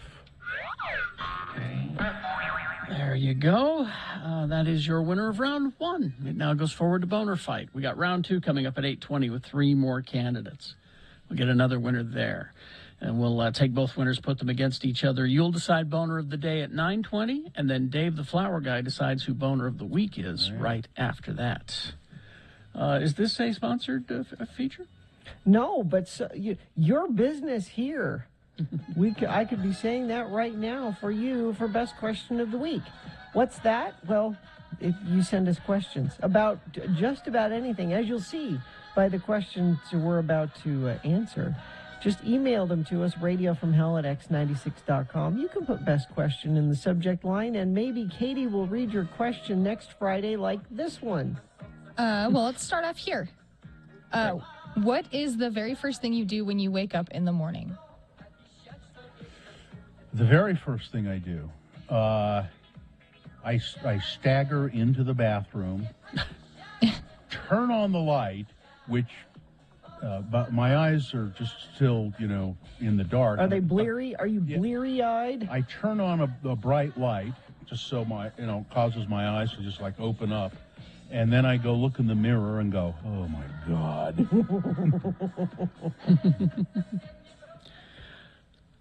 Go ahead. Oh, the very first thing I do, and I wake up probably 99% of the time without my alarm. So the very first thing I do is wake up and I take my earplugs out. Boink! They're the best earplugs they make. They're called Heroes. Yeah. Earplugs, and they're fabulous. They're super soft, and then you put them in your ear and they go boop, and you can't hear anything, and it's lovely. First thing I do is pull those out. First thing I do is hit snooze. Really? And then when the snooze goes off, and I turn it off, and I take the dogs outside to go potty. And, out there in the fresh air wakes me up a little bit. I don't have the bright light situation in my bathroom because my eye doctor told me that's bad for me.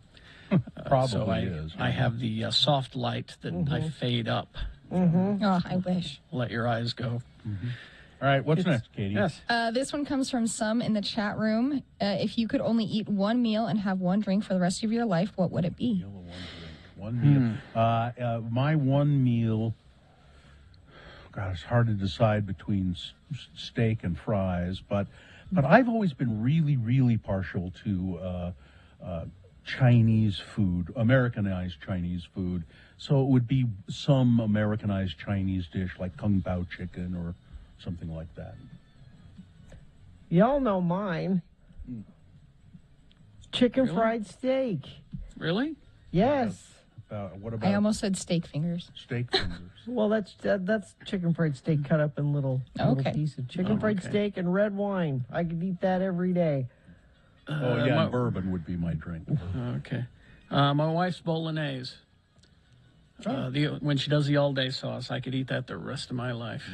And if I'm choosing one beverage for the rest of my life, if that's all I get, I'm going to have water because you guys are not thinking come on, about the long term. Come on. No, fun drink. Water's a gimme. I could get by without water if I had bourbon. Okay, what's the next question, Katie? All right.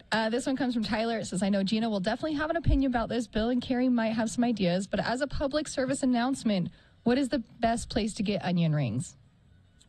I only get onion rings at Crown Burger. I don't care for Crown Burger's fries, so I always order onion rings, and I think they're pretty good. The Greeks know how to do the onion rings. Crown Burger, yeah. Crown Burger, Apollo Burger. Yanni's. They do a good Oh, onion Yanni's ring. is so good. But Lucky 13 also has a great onion ring. Is it Greek own that place? Yeah. Maybe. The Greeks know their onion rings. I really like onion rings, too. I do, too.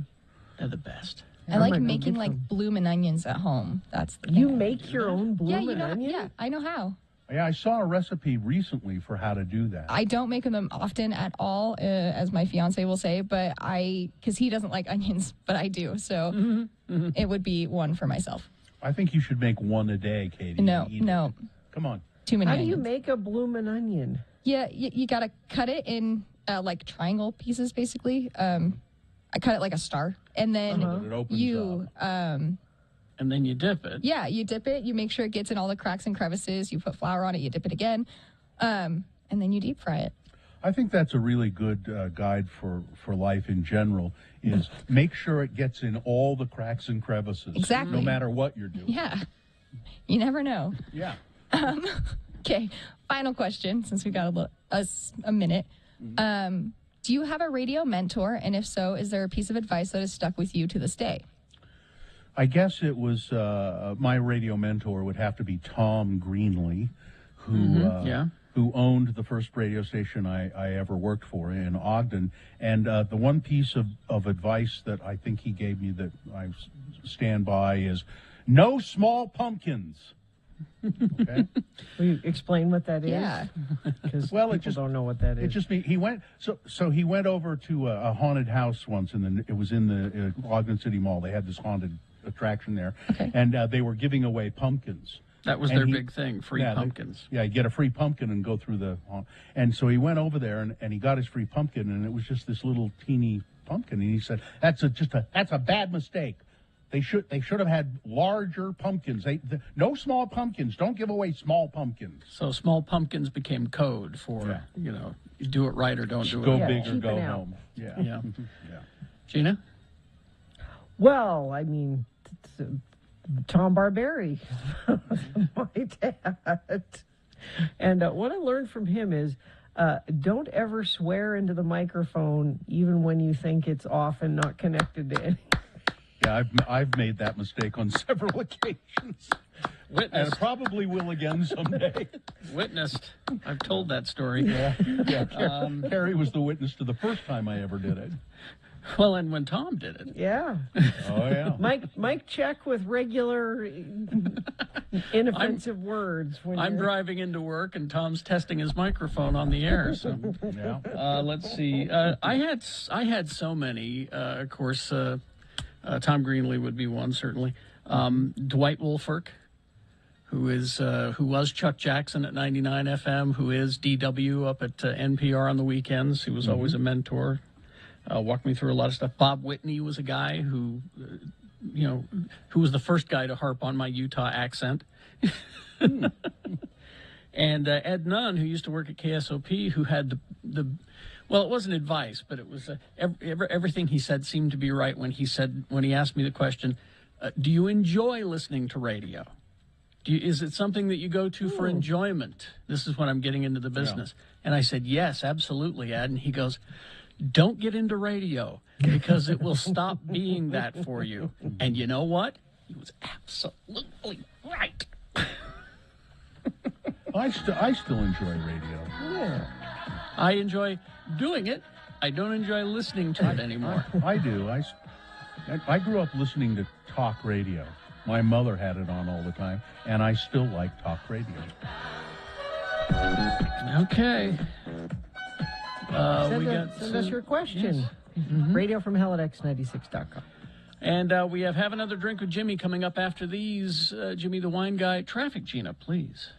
Yeah, just one thing to tell you about. A crash westbound Center Street at State Street in Pleasant Grove. All westbound lanes are closed due to a semi-truck and pickup truck both involved in that accident. That's the only thing being reported here. If you have something to report, you do that by texting us. Only if it's safe for you to do that, though. 33986. All right. Let's see. We will take a break. We do have Another Drink with Jimmy the Wine Guy, coming up after these. And he's got some samples for us to try, so absolutely. I already had mine. Oh, you did? I haven't yet. Last night I had mine. I'm only drinking on Fridays and Saturday nights, so that's why I'm doing it today. Me too, except last night. It was for work. I'm drinking for work. So that's coming up after these. Also, round 2 of your boners. Stand by for that.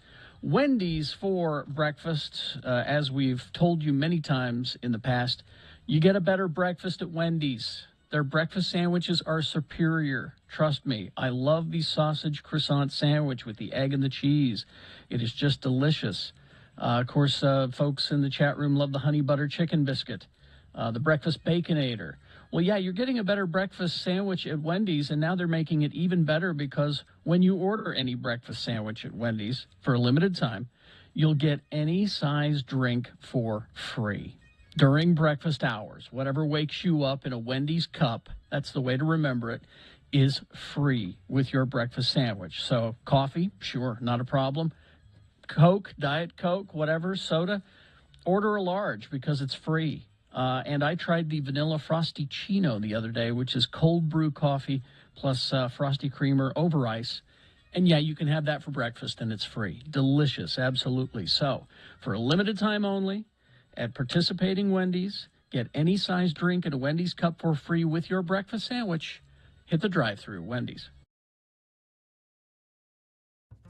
I've neglected my fatherly duties all day today. I try to help with the homework. Now, my lovely wife here does it most of the time. I try to do 2 days a week. Thursday's your day. And Thursday's usually my day. And here you are at work. And here it is Thursday. Now, part of what we have to do for reading for homework is read for 20 minutes. So you guys all ready for 20 minutes of Charlie and the Chocolate Factory? We could do 5 minutes. How about that? He's on chapter 4. He's on chapter 4. But he was concerned that maybe we should start at chapter 1 so that everybody would... I'd be lost if you started in the middle. Oh, come on. We all know. Augustus Gloop, man.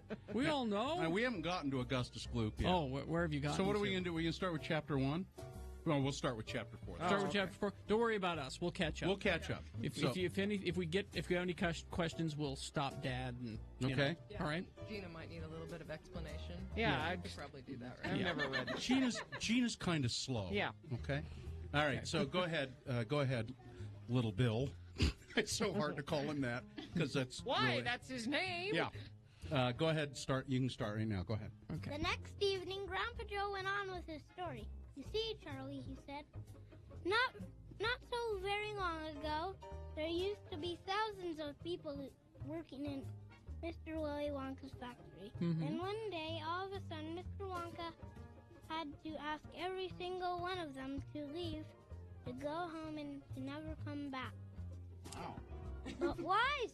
Asked Charlie. Because of spies. Because of outsourcing. Spies. Oh. Spies. Spies? Yes, all the other chocolate makers, you see, had been grown jealous of the wonderful candies that Mr. Wonka was making. They started sending spies in to steal the secret recipes. Bastards. You editorialize? Swearing! Oh, God. No swearing, Dad. I'm sorry. I apologize. People want to hear you read, I think. What? They want to hear you read. Yeah, I was going to say, Bill, when Festus and I read, he reads a little, and then I read a little. Yeah. And...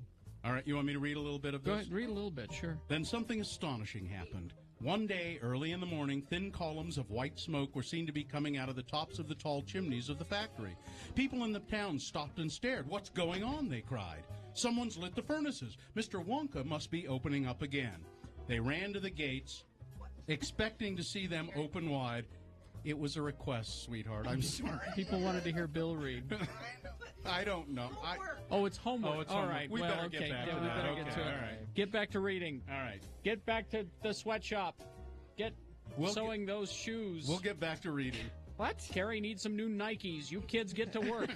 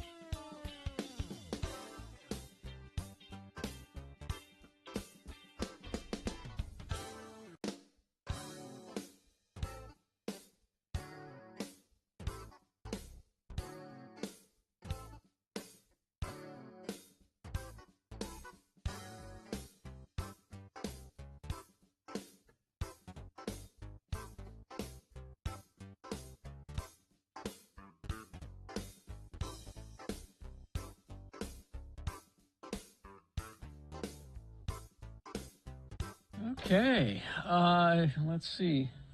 And we do have our next 1K a day word on the way at 9 o'clock. All right, so that'll be the second word coming up for your chance to win that $1,000 that we're giving away today. Stand by for that. Have another drink brought to you by? By booze that he's going to tell us about right now. Have another drink, it'll make you feel better. Have another drink, and you'll feel alright.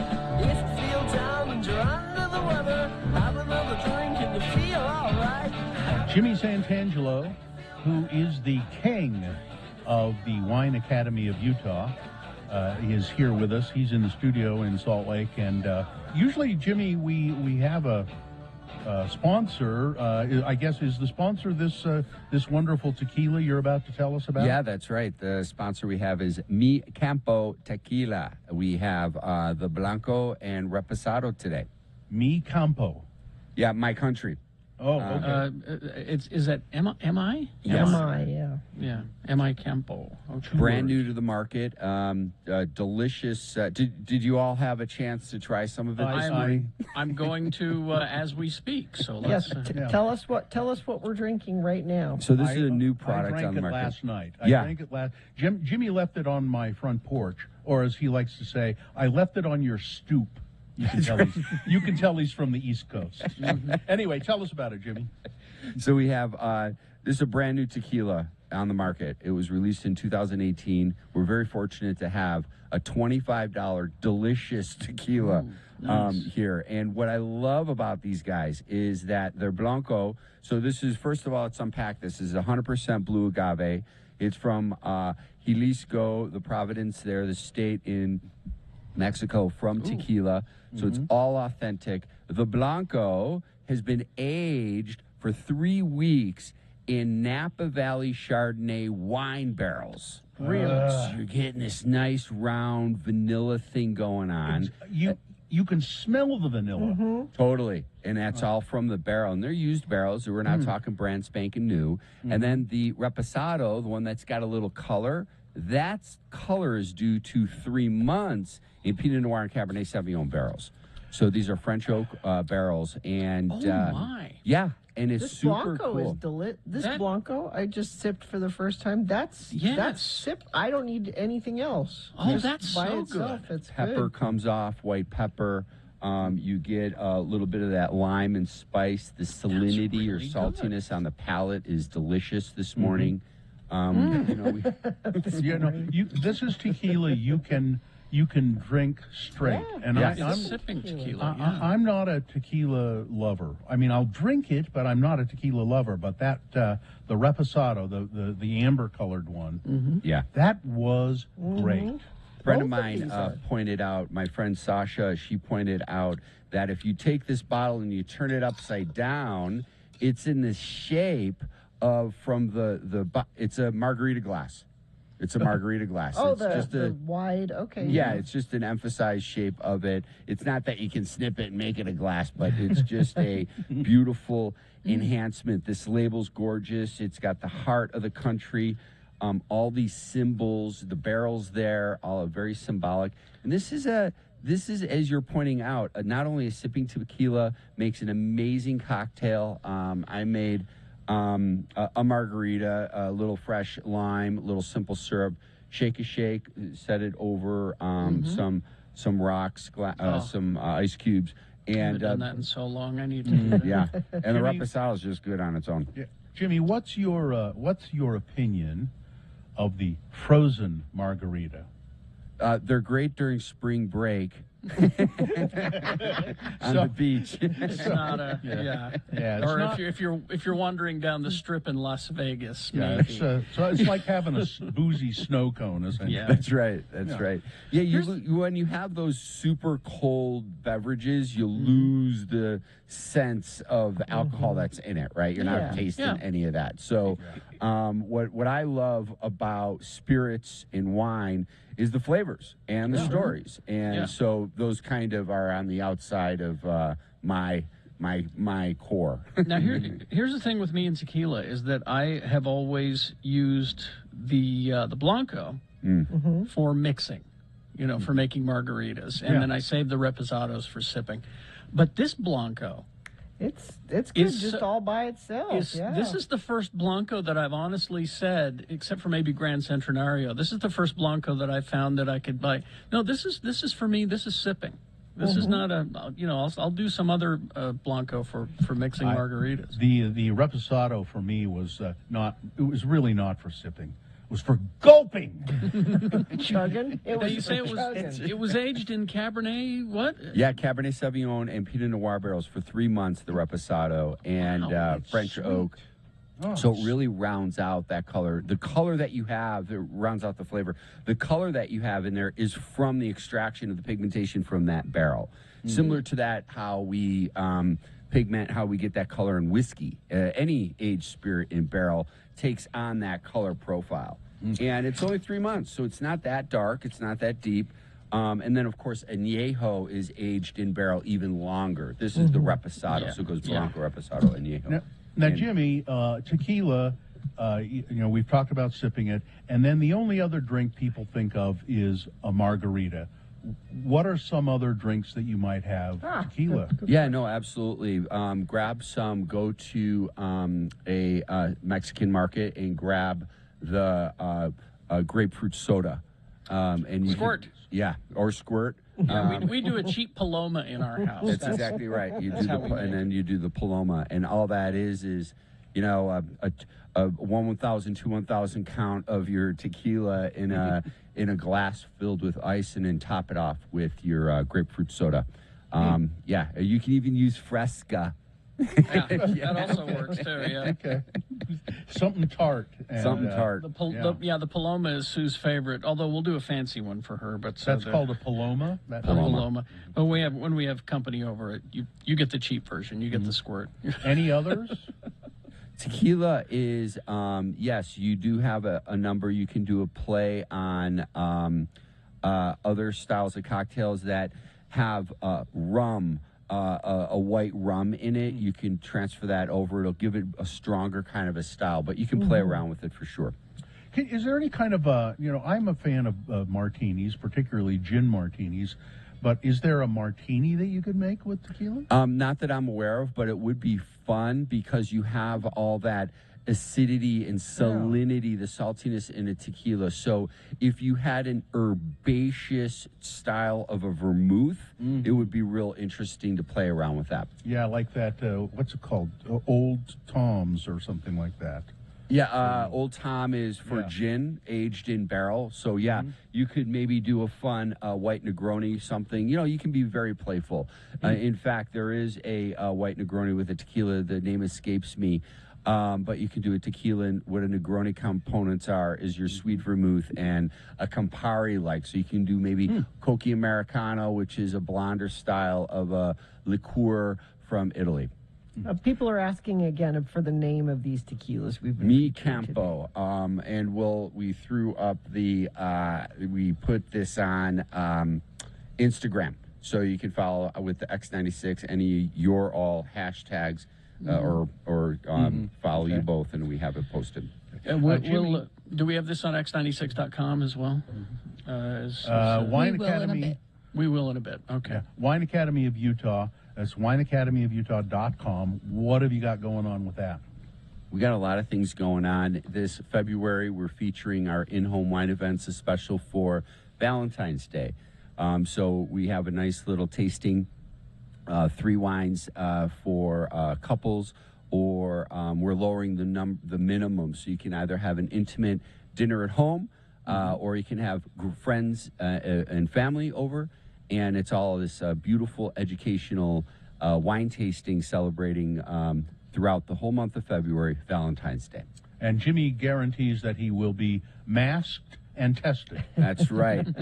Before he Weekly comes to your tests, doing those rapids. And, Bill, if you want to get your test not at the University, you can go to the University of Utah Primary Children's. You walk right in the door, bang a right, and they've got the self-test right there. Oh, okay. Thanks, thanks, Jimmy. Jimmy Santangelo, Wine Academy of Utah. If you need to know anything about wine or booze, there are classes. He offers classes there. He offers advice. I think there's a question-answer place there, isn't there, Jimmy, where people can reach out to you? Yep, absolutely. Contact page. Thanks, Jimmy. You got Thank you, Jimmy. This was delicious. Mi Campo tequila. It's the first time I've really liked a tequila. You can follow Jimmy on social media too, Wine Academy of Utah. He does a lot of stuff on Instagram. Instagrams and the Facebooks and the Twitters. Stay safe, Santangelo. Thank you, Jimmy. You all too. Right. Traffic, please, Gina. Let's see. Still only having that one accident to tell you about, westbound Center Street and State Street in Pleasant Grove. It's affecting all westbound lanes of traffic due to a semi-truck and pickup truck accident there. That's the only thing I am seeing. Not even seeing anything from you folks. But if you do see something, you can text us 33986. Gina, when you have only one minor accident to report, don't sound so disappointed. No, I'm glad. I prefer that. I wish I never had any to report. That's all I've ever. It's only one accident. Don't be disappointed. Please, no accidents ever. Let's see. We've got Boners round 2 coming up. This is going to be a tough round. I think the voting will probably be very close. That's just a guess. Boner candidate number 1. I got this dry mist that'll kill it. Oh, I'm glad you found this one. Boner candidate number 2. Well, the court said I had to keep this thing charged. And boner candidate I apologize. I've done this in the wrong order. Can I start over? Okay. Boner candidate number 1, stop touching your bearded dragon. Boner candidate number 2, the court said I had to keep this thing charged. And number 3 is, I got this dry mist that'll kill it. Boners round 2, Big Boy News, all coming up after these. So stand by. Stockton 12 Honda. Yeah, I'm out there today. I'm going to go get my car serviced at Stockton 12 Honda. I've been a customer at Stockton 12 Honda for a long, long time. I got to know them when I started doing radio remotes there, and then I just got to know the salespeople and the general manager, Shane Parrish. And one thing I can tell you about Stockton 12 Honda for sure, you can count on them.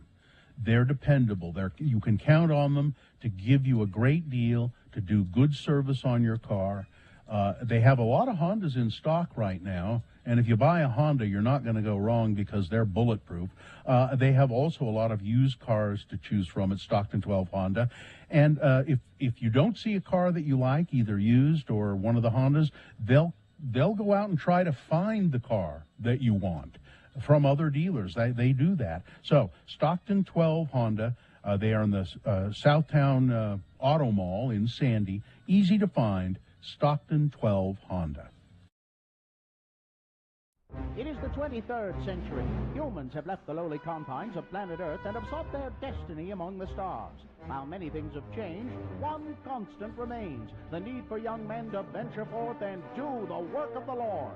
This is the tale of 2 such men who at the age of 19 have answered the call of their general authorities and are embarking on a 2-year mission to spread the gospel throughout the galaxy.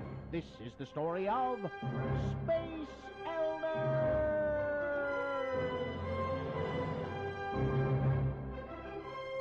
Once again, we join our missionaries as they orbit a small planet. Hey, Lehigh, my sensors are picking up a distress signal from a small craft on the surface. Yeah, I see it. Well, there's nothing else in this sector for parsecs. We better land and see if they need some help. Well, according to my tricorder, it should be right over there. Yep, there it is. Well, that's odd. What? Well, it's just not often you find a spaceship made out of cardboard and held together with masking tape, staples, and paper clips. Well, it's a good thing we came along. I'll bet they need our help. Oh, looky there. It's a guy in a spacesuit. Excuse me, sir. Halt! Identify yourselves. Hi, I'm Elder Christiansen, and this is Elder Jensen. Hi. Elders, sounds important. I'm Buzz Lightyear. Well, we represent the Church of Jesus Christ of Latter-day Saints. The Mormons. Mormons? And we was wondering if we could offer you some assistance. Yeah, looks like your craft could use some work. Why don't you let me take a look at that, huh? Get back! Oh, look out, Budge. He's got looks like a little blinking red light on his wrist. I have got to get someone at Space Command to look at this thing. Hey, where are you headed, Buzz? To infinity and beyond. Ooh, sounds like fun. That's a nice spacesuit you got there. Hey, what do these buttons do? Please, don't push the buttons on the suit. I am Buzz Lightyear. I come in peace. Buzz Lightyear to the rescue. Wow. I told you not to press the buttons on the suit. Oh, hey, that's cool. And this one... Wow, wings! Yeah, I can fly. Will you leave the suit alone? Well, looks like your ship is all ready to go. All you needed was a little duct tape to hold the vertical stabilizers in place. I am forever in your debt. Hey, listen, you want me to take a look at that little blinking red light laser device while we're here? No, your companion has done enough fiddling with my equipment for one day. Well, would you be interested in learning more about the teachings of our prophet, Joseph Smith? Not today. It takes a long time to get to infinity, and then more to go beyond. I'd better get going. Nice meeting you. Well, bye, Buzz. Bye. Will Butch and Lehigh ever get anyone to listen to the first discussion? Will Buzz Lightyear make it to infinity, let alone beyond? Will Butch's duct tape repair job hold Buzz's ship together? Tune in next time to hear Lehigh say... Oh, it's a shame we couldn't convince him to convert. Well, I doubt that action figure toys could count as converts, and I don't think action figures can hold the priesthood. Besides, I'd have to reprogram his voice chip in order to allow him to give the opening prayer. On the next leg-shaving episode of Space Elders!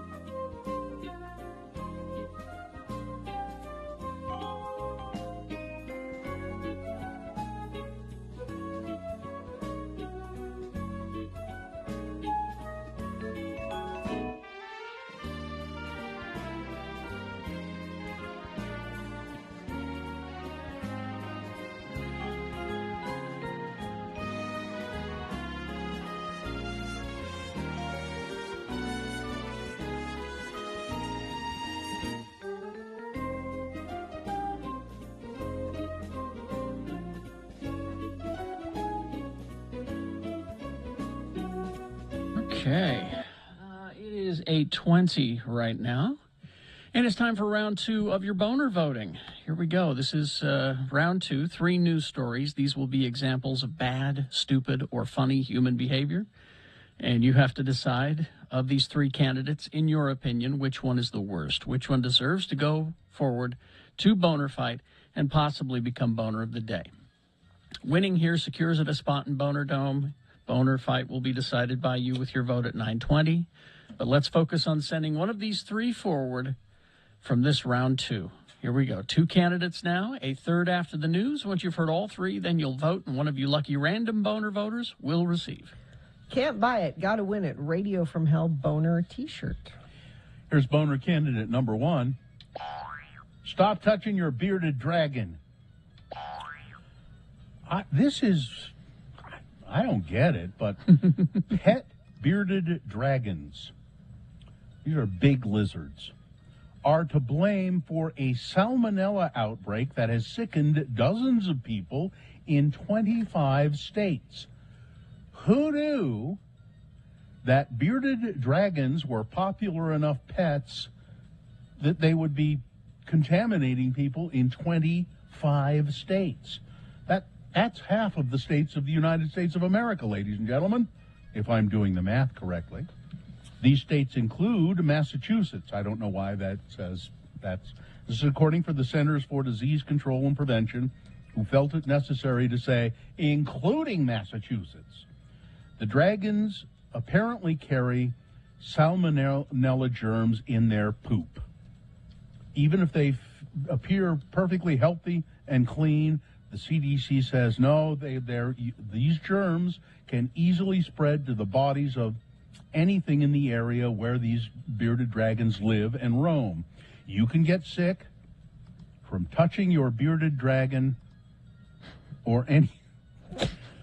My mother always told me, you don't touch your bearded dragon in public, son. Touching your bearded dragon or anything in its environment and then touching your mouth and swallowing the salmonella germs. Yeah. One person in the Bay State, I guess that's Massachusetts. They're very concerned about Massachusetts. Well, maybe this article came from Massachusetts. Has been affected by the outbreak. There have also been reported illnesses in Rhode Island and Connecticut. There have been a total of 44 reported illnesses and 15 hospitalizations across the United States so far. The CDC says wash your hands thoroughly after handling your bearded dragon or feeding your bearded dragon and try to avoid kissing your bearded dragon. No, don't do that. Or snuggling with your bearded dragon. No. Why would you? I just, the Boner candidate here to me is, why do you feel compelled to own a bearded dragon? Because they're cool. Look at them. Isn't that cool? You have cool? one? You got one? No.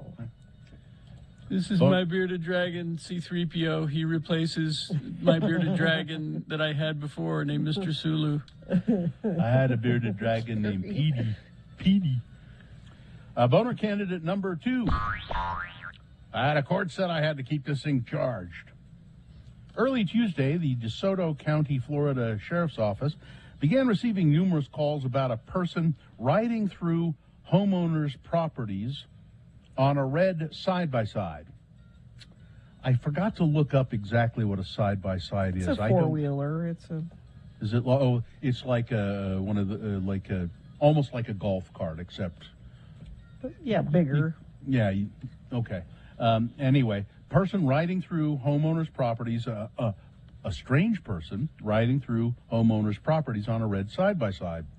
The man turned out to be Joshua Shane Kreider, and he even approached one caller and said, "Hey, can I use your electrical outlet?" And the person said, "You're not supposed to be here.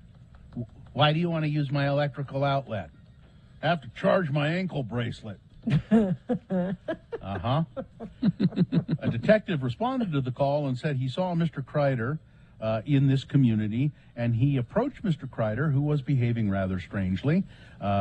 Detective Pacheco was the cop's name. He attempted to figure out what was going on. Mr. Kreider reached into his pockets, caused Mr. Pacheco, Detective Pacheco, to hear several suspicious clicking sounds. When the suspect refused to keep his hands visible, he was immediately handcuffed. They found a box cutter in his pocket with the blade out, and they also found out that the side-by-side he was driving around in this gated community was stolen. Of course. But he had a fully charged ankle bracelet. Oh, good. Boner candidate number 2. The court said I have to keep my ankle bracelet charged up. They should have a cigarette lighter charger for those, so you can charge it while you're... In the side-by-side. Yeah, driving it around. Coming up in a moment, boner candidate number 3. I got this dry mist that'll kill it. Boner candidate number 3 for round 2. Coming up after this. Big Boy News and Opinioendo brought to you by... Coming from the cold and warm up to some of your favorite rock bands like U2, Led Zeppelin, Pink Floyd, and more. Take a visual and acoustic trip in the Dome at Clark Planetarium every Friday and Saturday night. Visit clarkplanetarium.org for tickets. Tragedy. He was one of a kind, an original, a precious, precious celebrity who will be missed. Chris Dickerson has died at the age of 82. This happened a couple of days ago. Chris Dickerson? The first black Mr. America. Oh, yes. And the first openly gay man to be Mr. Olympia. He died after a reported heart ailment. Mr. Dickerson's friend, Bill Nyland, told the Washington Post that Chris had died at a hospital in Fort Lauderdale in December after struggling with complications to his heart. Mr. Nyland added that Chris had been staying in a rehab center in Florida, not for drugs, but for, he was ill prior to his death. He was only 5'6", but and you look at a picture of him, oh man, this guy was built. 5'6", but he was a pioneer in the industry. He won the crown of Mr. America in 1970, Mr. Olympia in 1982, and he was black, gay, out and proud. Chris Dickerson. Kanye West is named a suspect in an alleged battery early Thursday morning, according to TMZ. Law enforcement sources say that Ye got into some sort of an argument that allegedly turned physical around 3 o'clock in the morning. The incident occurred near the Soho warehouse in downtown Los Angeles. People don't know if Ye was at Soho before the incident, but given the time, it seems likely. Kanye allegedly pushed somebody. The case is being investigated as a misdemeanor battery, a crime that carries a maximum jail sentence of 6 months. Fox 11, who first broke the story, said Kanye got into it with a fan who was trying to get an autograph at 3 in the morning. There is some video available of an irate Kanye West and shot sometime Wednesday night or Thursday morning. You can hear Kanye yelling, "Did you all say that or not? Did you all say that or not? Because what's happening right effing now? Because that's what's happening right effing now." Earlier in the evening, he'd been partying at Delilah with girlfriend Julia Fox. He then left, drove off alone. Julia stayed at the club, and then apparently he got into this altercation. You know, I'm a creative genius, and there's no other way to word it. Yeah. And just quickly, I don't have, you can go find these pictures on your own, but the band Slayer. How does this happen? The guitarist, Kerry King, has a condo in New York worth $3.65 million. And the pictures, it is impeccably decorated. The guitarist. So which part are you unclear about? Is that it's Slayer decorated nicely, or that they have money? That and even maybe even the Slayer has that much money, but I guess I can get that. But that it's impeccably decorated. It don't look like a place that a Slayer should live. Okay. There's no blood there anywhere. Yeah. The COVID surge in Utah is ongoing. 12,990 new COVID cases reported on Thursday. That's the second straight day we've topped 10,000 daily cases. The state also reported 7 additional deaths from COVID. In the last 28 days, people who are unvaccinated in Utah are at a 15.2 times greater risk of dying from COVID, 6.7 times greater risk of being hospitalized due to COVID, and 2.3 times greater risk of testing positive for COVID than vaccinated people. So that should tell you something about the benefits of being vaccinated. New virus cases have begun to slow down in cities where the Omicron virus first appeared. And that's an interesting fact, because they're thinking that this is a glint of progress in a handful of places that were among the first to see a surge of Omicron. Reports of new coronavirus infections have started to level off or even, in fact, decline. Daily case reports have been falling rapidly around Cleveland, Newark, Washington, D.C., each of which sustained record-shattering spikes over the past month, like we're doing here. Mm-hmm. There were also early signs in Chicago, New York, and Puerto Rico, and hard-hit ski resort towns in Colorado, that cases were hitting a plateau of sorts and starting to drop. We can ask Dr. Dunn about this. She'll be on after we award the boner. Mm-hmm. We can cross our fingers and hope that's what's going to happen here as well, because we're certainly surging. Hope we hit a plateau. Actor Matthew Modine and French baker Apollonia Poulain were recently announced as the first of several keynote speakers for the upcoming virtual event called Roots Tech 2022. According to Family Search, the 3-day Global Family History Conference is being held entirely online for the second straight year. It's free, by the way. If you want to tap into it and watch it online, it's free to do that. Matthew Modine, people kind of know that name. He's an actor, and you've seen him in a few things, but he's an interesting guy, really. Most recently on Stranger Things, I think. Yeah, Stranger Things. He plays Dr. Brenner. He's a Utah. Yeah, is he? And I think he's sort of a bad guy, isn't he, Dr. Yeah, Brenner? I think so. Yeah. I don't know. I only saw the first season of it, so. Yeah, Matthew Modine was invited to Roots Tech after meeting Family Search CEO Steve Rockwood. So it'll be interesting. He spent a lot of time living in Utah when he was younger. And doesn't he has a brother, I remember this now, I can't think of his brother's name, who has run for office in Utah as a libertarian candidate. And I think has in the past, and maybe now still, a friend of the program, a friend of Radio from Hell. Because I remember him reaching out to us. Yeah.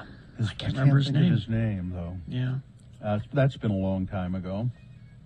There are a couple of lawmakers here in Utah who are worried that the UN, the United Nations, is going to try and take over Utah. Huh? Representatives Phil Lyman and Representative Mike Peterson of North Ogden. Okay. They were on a podcast called The Common Cause. The latest episode featured a lengthy discussion about Utah's digital driver's license program.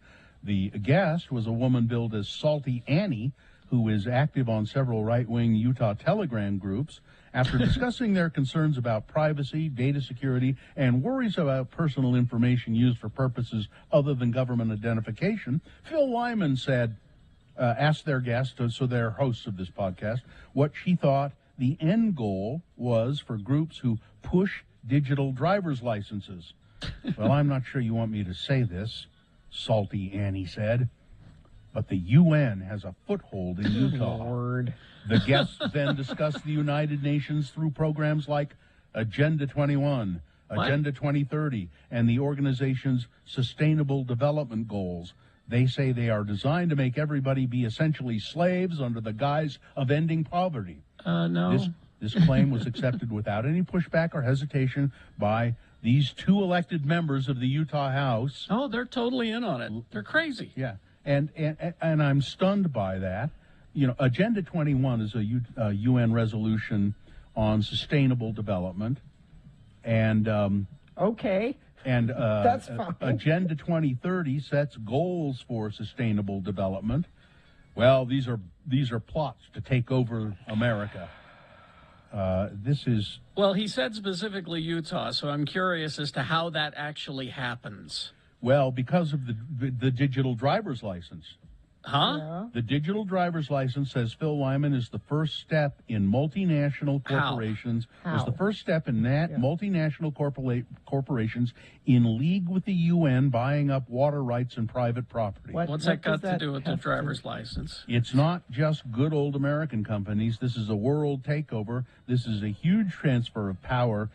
People think it's a conspiracy theory when you tie it to the digital driver's license, but it's the same people that are doing it, Lyman said. I don't No, and even if that is true, one doesn't have anything to do with the other. If you're worried about water rights, it's corporations that are going to buy them, not the UN. I have no idea. These people are insane. And finally this, Kit Kat. Yes, delicious. Has a new Kit Kat Duos flavor.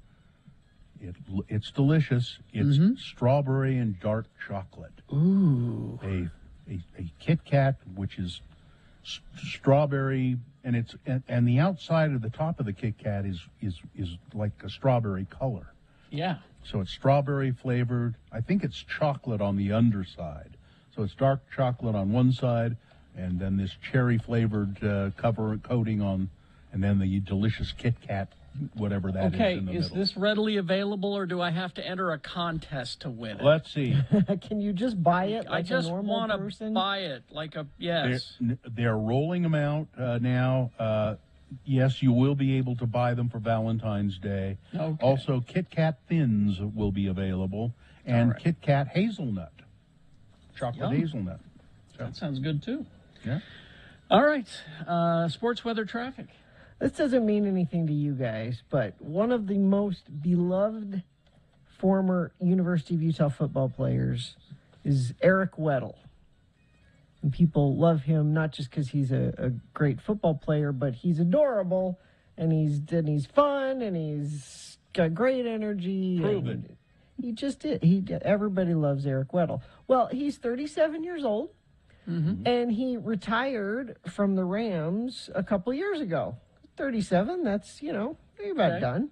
All right. Well, the Rams have had several injuries on their team, and they needed a safety because they don't got the safety. That's a position in football, Carrie, one of the Safety.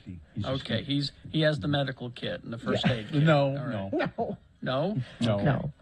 Okay. He's coming back. Don't do it. Retired for 2 years. Don't do it. There's nothing to do.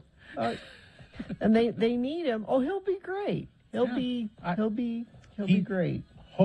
Apparently, he has gotten out of football without a serious injury or losing part of his brain.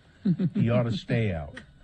It'll be fun to watch. Everybody loves Eric. So, if you love him, encourage him not to go back to football. He's just coming back for the playoff. He's not coming back like permanently. One hit. The Jazz, they're in timeout. They're sitting on the stairs and thinking about their behavior and how they're going to change it going forward for the rest of the season so they can get back to winning games like they were at the beginning of the season. They play next on Sunday against the Nuggets. That game's at 6 o'clock. Weather, well, today's going to be your best air quality day of the week, it looks like. If you had something you wanted to do outside, maybe a hike or something, today's a good day because the air quality will be better. And gradually building back in the inversion starting on Sunday and into next week. There's no snow or rain or anything in the next week to 10 days, unfortunately. Bill was saying he thought he saw something maybe not till the end of the month. About the end of the month. High of 40 today. And traffic, let's see, incident northbound Redwood Road at Center Street, North Salt Lake.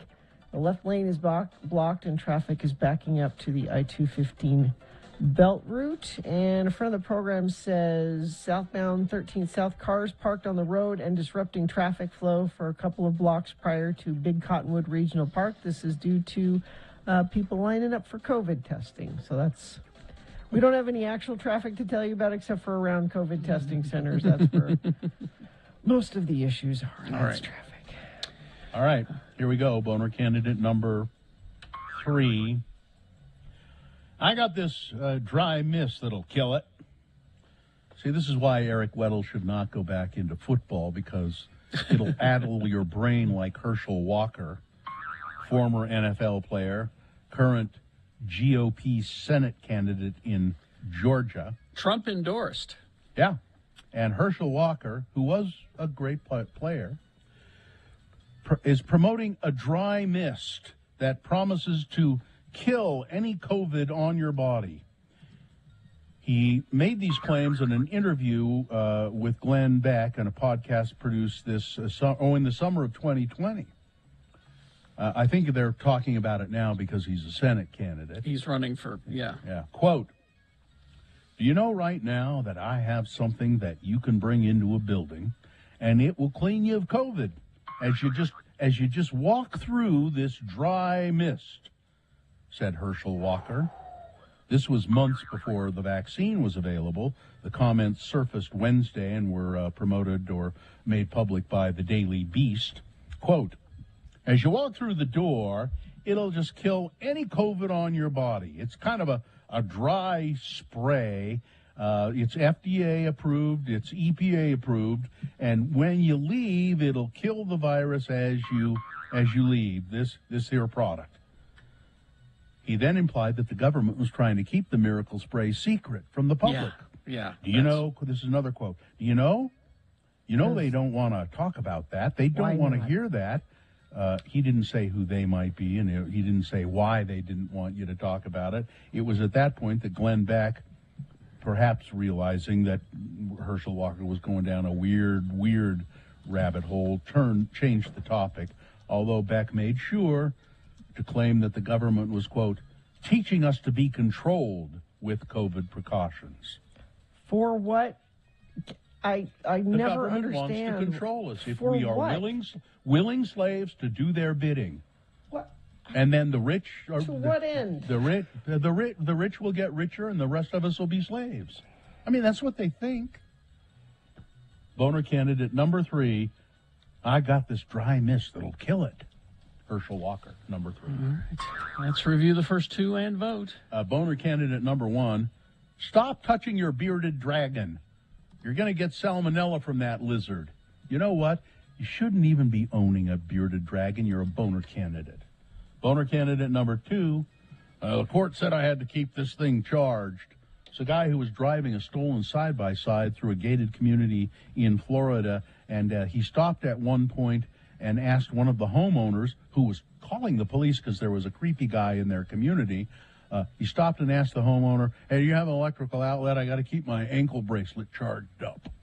That's boner candidate number 2. And boner candidate number 3, Herschel Walker, who said, "I've got this dry mist that'll kill COVID."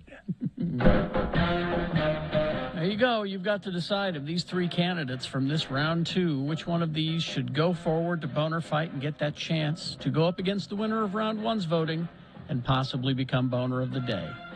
Take a look at the winner of round 1 and then look at these candidates and choose strategically. Send one of them forward. 1, 2, or 3. Remember your candidate number, the one that you think should win. Put that single digit in the message of a text. Text it to 33986. Or call the producer's booth, 877-602-9696. They'll take your voice vote there in Salt Lake. Or go online, x96.com. Look for the box that says Boner Voting, January 14, 2022, and vote there. If you don't see that box, refresh. It'll appear you can vote. All right, we're going to send these candidates forward to Boner Fight, and you'll decide Boner of the Day at 9:20. We'll have your winner of this round 2 after these, X96. Now, I saw this story today, and Is that the one I was going to mention earlier? The headline is, creator of the Labradoodle calls it Frankenstein's monster. Excuse me, I'm sorry. This was my dog. His name was Tippy. Now, I know a Labradoodle. I know several. That is a lovely dog. I know several Labradoodles. Okay. Or golden doodles. That's another kind of doodle, but this is... maybe this is a golden doodle, I know. This is the Labradoodle specifically. I'll read you this.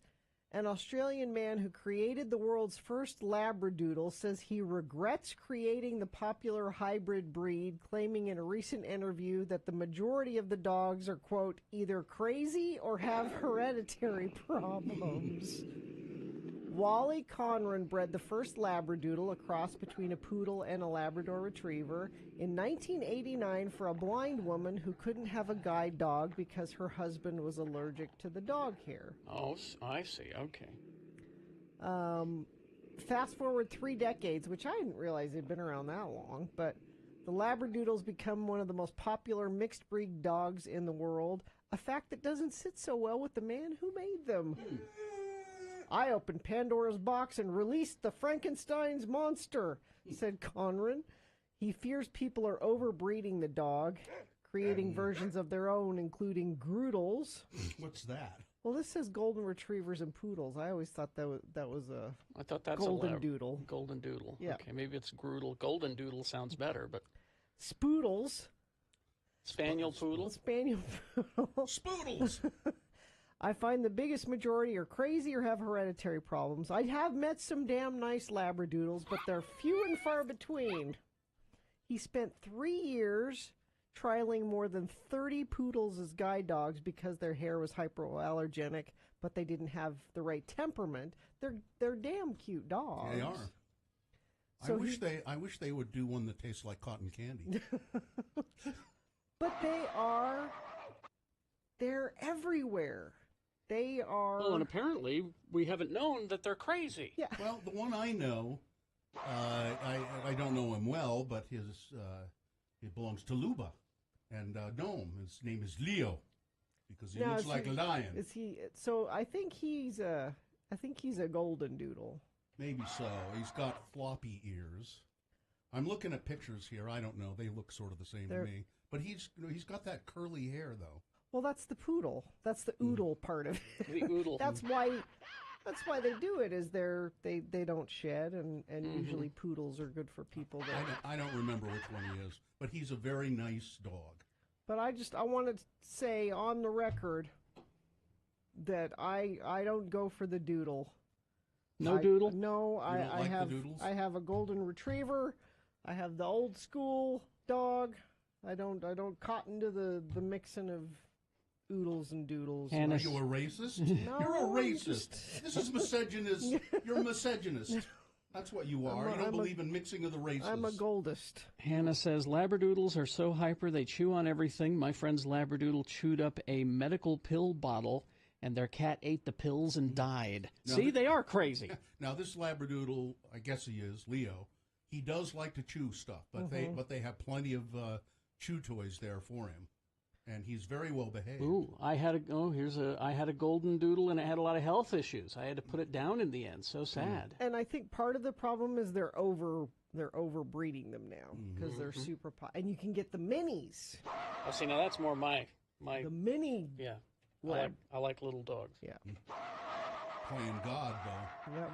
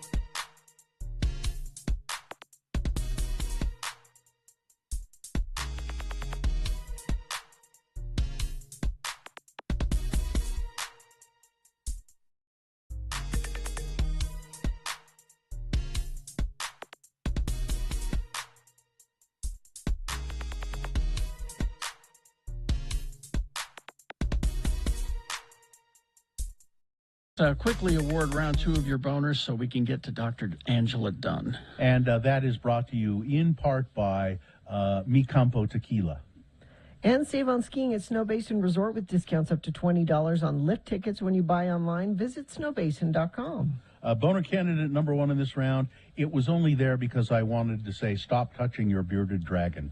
Boner candidate number 2, the court said I had to keep my ankle monitor charged. While committing a crime, a guy was trying to get his ankle monitor charged. And boner candidate number 3, I've got this mist that'll kill it. Herschel Walker, former great football player, promoting a non-existent dry mist that will kill any COVID on your body. And the winner, boner candidate number 3, Herschel Walker. Mm-hmm. Good one. That now goes forward to Boner Fight. It might be Boner of the Day. We'll find out at 9:20. Let's get Dr. Dunn on the phone. Dr. Angela Dunn, who's Dr. had a busy week, I would Yes. say. Hi, Dr. Dunn. How are you? Good morning. Great to talk with you guys. Dr. Dunn is the head of the Salt Lake County Health Department and knows about coronavirus. We are just being swamped with this, aren't we, Dr. Dunn? Yeah, unfortunately, the state of Utah is in the top. We might be in the top 5 now, but we're definitely in the top 10 for fastest growing COVID rates in the nation. Now, some states, they're reporting that they have seen this big surge like we're experiencing now. Then it seems to have plateaued and level off, and then the cases start to drop. What can you tell us about that? Yeah, so we actually just looked at this analysis yesterday. Washington, D.C. and New York City are starting to see a decline already. However, we are about 3 to 4 weeks behind them. So they just peaked. So we probably have another 3 to 4 weeks of climbing, and then we'll potentially see our decline after that. So we're in this for probably another 8 weeks of seeing pretty high cases every day. I mean, I guess this is a simplistic thing to say, but if we see a decline in cases, that means we'll be safer? It's less likely to catch? On the right. Yeah, it means we're on the right track to becoming safer. With our cases as high as they are, we're going to have to be in a decline for a few weeks in order to actually truly be safer. Okay. So I saw Dr. Dunn, and I just retweeted this from your Twitter feed about, we keep hearing about how it's time to get rid of the cloth masks and switch to the N95s and the masks like that. And I thought this was really interesting what you tweeted today. Can you talk about that a little bit? Yeah, absolutely. There's been a lot of debate on kind of what type of mask is going to be most effective for fighting Omicron and preventing spread. And we know that respirators, right, like your N95s or KN95s, are definitely more effective because they're created with an electrostatic charge. So it's not just cloth on your face. They actually have an electrostatic charge that pulls in the virus and prevents you from inhaling it. And with Omicron being so contagious, it's important to have these high filtration masks in order to make sure we protect ourselves and those around us. Dr. Dunn, I just recently discovered the Korean version of this. I think it's a KF94, and I really like that. Is it a good mask? Great. Yeah, so the KF94 is regulated by the South Korean government, whereas the KN95 is out of China, and the N95 is, of course, U.S. But the KF94 is indeed a good mask if you can get it for preventing the spread of COVID. Okay. And speaking of where to get it, in what I just retweeted from Dr. Dunn, and you should follow her anyway for updates on stuff, but she has links, actually, where you can purchase these masks she's talking about. I think what's there's been a lot of... Oh, go ahead. No, you're fine. Keep going. I was just going to say there's been a lot of counterfeit masks. So Project N95 has a great resource for making sure that you're getting a legitimate mask. I was just looking at an article, and I haven't had a chance to read it yet, that purports to tell me how I can determine if the mask is counterfeit or not. Do you know anything about that? Yeah, so the CDC put out some great information as well for making sure that what you're getting is legit. And like I said, I like to go to Project N95. They actually list them all. So when you're shopping on Amazon, you can cross-reference that to make sure you're getting something that's not counterfeit. But definitely make sure it's stamped. It's good if it's from a reputable company like 3M or Honeywell, but that is all listed on the Project N95 website as well. That's excellent to know. And what's interesting about this, and I think makes me feel better about it, we used to say when this first started was wear a mask. It's courteous to protect other people. Now you're saying these masks will protect other people, but they'll protect you as well, right? Yep, that's exactly what respirators do. They actually protect the person wearing it as well. Of course, it's better if both are wearing them, but even if it's just you, you'll get some protection. That's great to know. I really like that, and I love those. I got some of those Korean masks, and they're just try them, ladies and gentlemen. Try them. They're just very comfortable. You got stock in those or something? No, I just... You won't shut up about those masks, Bill. I just couldn't figure out how to do those KN95s that have the double strap, and I just... All right. Anyway, Dr. Dunn, thanks for being with us. I hope we can talk to you again really soon. Thanks for letting me listen. Bye-bye. All right, thank you very much. Traffic, please, Gina. Yeah, we've got some sort of issue northbound Redwood Road, Center Street in North Salt Lake. It's blocking the left lane and traffic backing up to the I-215 belt. And crash both directions, SR 39. This is 2 miles east of Ogden in Weber County, the right lane being affected there. And that's about it. We've had really light traffic this morning, and I am glad about that. Just to go back, I see a couple people texting in. Does she have a site for kids N95s? If you go to her Twitter feed or my Twitter feed, I retweeted her link. There are both adult and kid size N95 masks on that website you can order. So there you go. Thank you very much. We will take a break. Right after these messages, we will have your second word in our $1,000 a day cash bribe contest, where we're offering you a chance to get $1,000 today. All you have to do is listen to this radio station longer than you normally would. All right? So that's coming up, our second word, right after this, and we'll explain it. KXRK Provo. I will read it to you. It looks to be typewritten. Yes. Wow. Typewritten, actual letter dated the 9th of October. Nice. Mm-hmm. You're a lucky girl. Don't you wish you got more letters? Oh, you bet. Actual letters? I sure do. The only thing that could make that Email better... doesn't sound like this. The only thing that could make that better is if that had been handwritten. That's true. Oh, that would have been really special. Gina, I would ask you to think about a time before cell phones, blogs, Facebooks and Twittering. Back a time when people actually wrote letters. A simpler time. We raised our kids in the physical world. Yeah. We threw our money away on frivolously silly things. We pursued tangible hobbies, or at least had fun playing. We traveled where we wanted to, when we wanted to. The world was ours for the taking. And we had meaningful conversations with people who were important to us, either face-to-face or on the telephone. Is this from your first boyfriend? No. Those people, if they judged us at all, were polite enough to do so in a way that led to improvement. Okay. What has changed? Nothing, of course, but the perception is now that we have to record or display every aspect of our lives and activities and do it as quickly as possible. Twitter. Does it really matter if you learn that someone took our kids to the park last Tuesday? No. Are a million meaningless opinions any better than a few well-considered ones? No.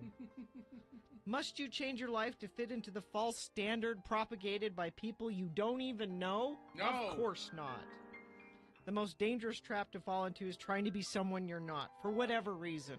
For the love of all things irrational, Gina, just be yourself. It's what makes life worth living. Stop twittering. Sincerely, Martin Noonzert. P.S. Your bio on the X96 website is not up to date. As I like to say, any clod can have the facts, but having an opinion is an art. I guess I need to update my bio. You know, you should scan that letter and put it on our website. Yeah. I should blog and Twitter about this letter. Tweet. A blog and Twitter. Tweet. I'm sorry. Mm-hmm. If you use Twitter, you tweet. You tweet. Why can't I Twitter it? That's something that you should do in the privacy of your own bedroom. Okay. It's true. When your husband's out of town. Some more letters. I want more actual letters sent through the mail. Well, give your address. 515 South 7th East, Suite 1C, Salt Lake City, Utah, 84102. If they're handwritten, it's even better. Or even better, if they're words cut out of magazines and pasted onto it. That's great. Let me just say this to people writing letters to Gina. You may write them. You won't get them. She will. No. You're not going to take the time to return them. No. Yeah, email's a lot easier to answer. And Yeah. But go ahead, send her letters. Try not to use words like nonplussed. Okay. I know nonplussed. Now you.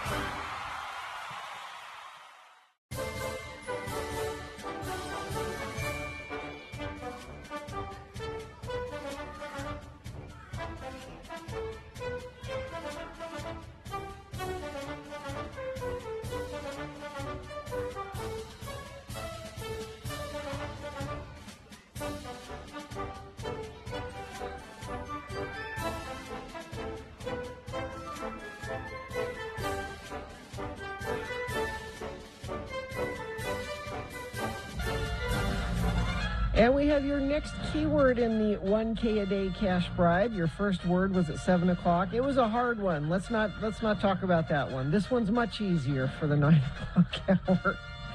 Your keyword for this hour is podcast. All one word, P-O-D-C-A-S-T, podcast. You'll text that to 33986 right now to enter to win. And make sure you collect all the keywords from the rest of the day, 11, 1, 3, and 5.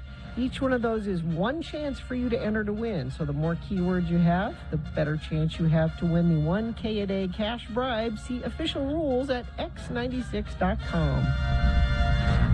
Well, yeah.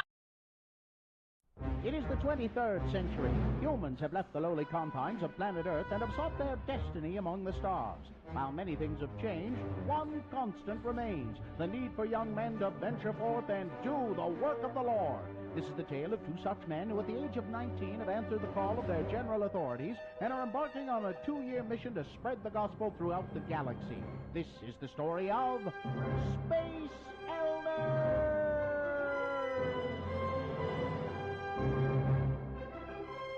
Once again, we join our missionaries as they orbit a small planet.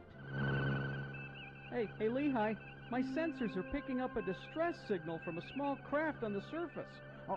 Yeah, I see it. Well, there's nothing else in this sector for parsecs. You know, we better land and see if they need some help. Well, according to my tricorder, it should be right over there. Oh, yep, there it is. Well, that's odd. What? Well, it's just not often you find a spaceship made out of cardboard and held together with masking tape, staples, and paper clips. Well, it's a good thing we came along. I'll bet they need our help. Oh, looky there. It's a guy in a spacesuit. Excuse me, sir. Halt! Identify yourselves. Hi, I'm Elder Christiansen, and this is Elder Jensen. Hi. Elders, sounds important. I'm Buzz Lightyear. Yeah, well, you know, we represent the Church of Jesus Christ of Latter-day Saints. You know, the Mormons. Mormons? And we was wondering if we could offer you some assistance. Yeah, looks like your craft could use some work. Why don't you let me take a look at that, huh? Get back! Oh, look out, Butch. He's got a... looks like a little blinking red light on his wrist. I have got to get someone at Space Command to look at this thing. Hey, where are you headed, Buzz? To infinity and beyond. Ooh, sounds like fun. That's a nice spacesuit you got there. Hey, what do these buttons do? Please, don't push the buttons on the suit. I am Buzz Lightyear. I come in peace. Buzz Lightyear to the rescue. Wow. I told you not to press the buttons on the suit. Oh, hey, that's cool. And this one... Wow, wings! Yeah, I can fly.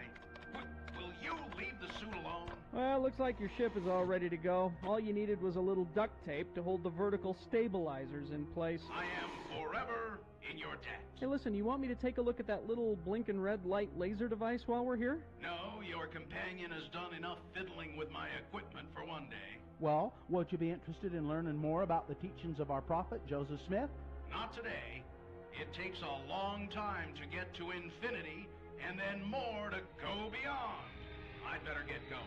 Nice meeting you. Well, bye, Buzz. Bye. Will Butch and Lehigh ever get anyone to listen to the first discussion?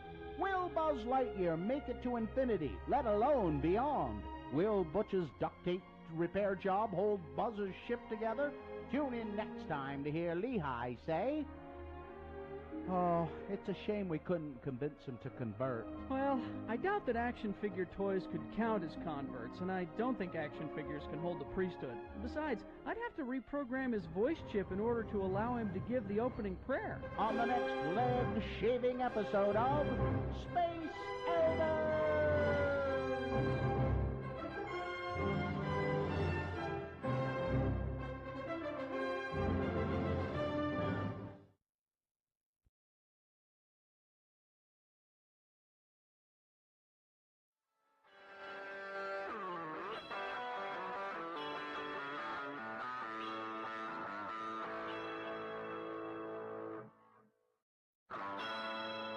Because on this day...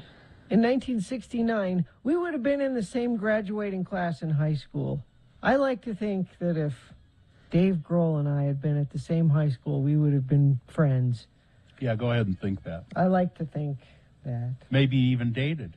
He might have even asked you out. You think? Maybe. Can you Maybe. Can you picture Dave Grohl as a Jayhawk? Huh? Can you really? A St. You know- Joe's Jayhawk? Jayhawk, yeah. I'm picturing Grohl, when he was with Nirvana and he was, Yeah. just Yeah. out of high school. And Yeah. I don't know if he's your type. Well, if he was in a band, He that's was a kind type. of he was a bit scruffy and dirty looking. That's okay. Oh, that's true. Although you were friends with Bad Brad Wheeler, so Sure, speaking of scruffy, exactly. yeah. I don't think so, Gina. So yesterday, I decided to try Wordle because I like words. Okay, I tried it, and I didn't really put my mind to it, but I was just going, I don't quite get this, and I went, never mind. So how did you do? Well, because see, I'm worried that I'm getting dumber, and that maybe it's early dementia or Alzheimer's. So I'm thinking, this will be one of those good. You're supposed to do puzzles and things. You don't have to sharp. worry about it. It's an empirical fact. And I'm a fan of words, so I'm like, okay, I'll try this. And I sat with it, and I was frustrated with it. Mm-hmm. And I vote, and you can only do one, and then you got to wait a whole day before you try it again, which is another frustrating thing about it. Mm-hmm. And I didn't get it. And I was looking at Twitter later in the day, and I follow Monica Lewinsky, not in all things, but I follow her on Twitter because she can be pretty funny. Mm-hmm. And here's what she said about it yesterday. She said, 8 million hours later, exasperated, after trying every hugging combo imaginable, ready to hurl her phone across the room, she tries a double letter using the same letter twice. Why don't they make that clearer? Which was what I figured out about. So Wordle, if you don't know, you may have seen it around. Like, what are all these green and yellow squares that people keep posting? Yeah. It's a word game where you're trying to guess the word of the day. In 6 tries, each guess must be a valid 5-letter word. And so they give you, they'll give you the first line of letters, 1, 2, 3, 5 letters. They'll give you like a W. And then they'll say the letter W is in the word that you're trying to find. And this example, it's in the correct spot.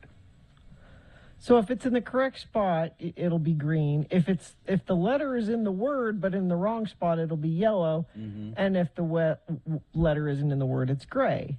So you try to play with it and move it around. But Monica Lewinsky is right. You don't think, one of these could be a double letter. You would think that would be a different color, like it would come up red, like, yes, this is in the word and it's a double letter, because your mind is just trying to fill in the blanks with, okay, maybe it's this letter. You don't think double letter. They need to make that clear. Or I wonder if I play it today, now having that information, if I will do better at it.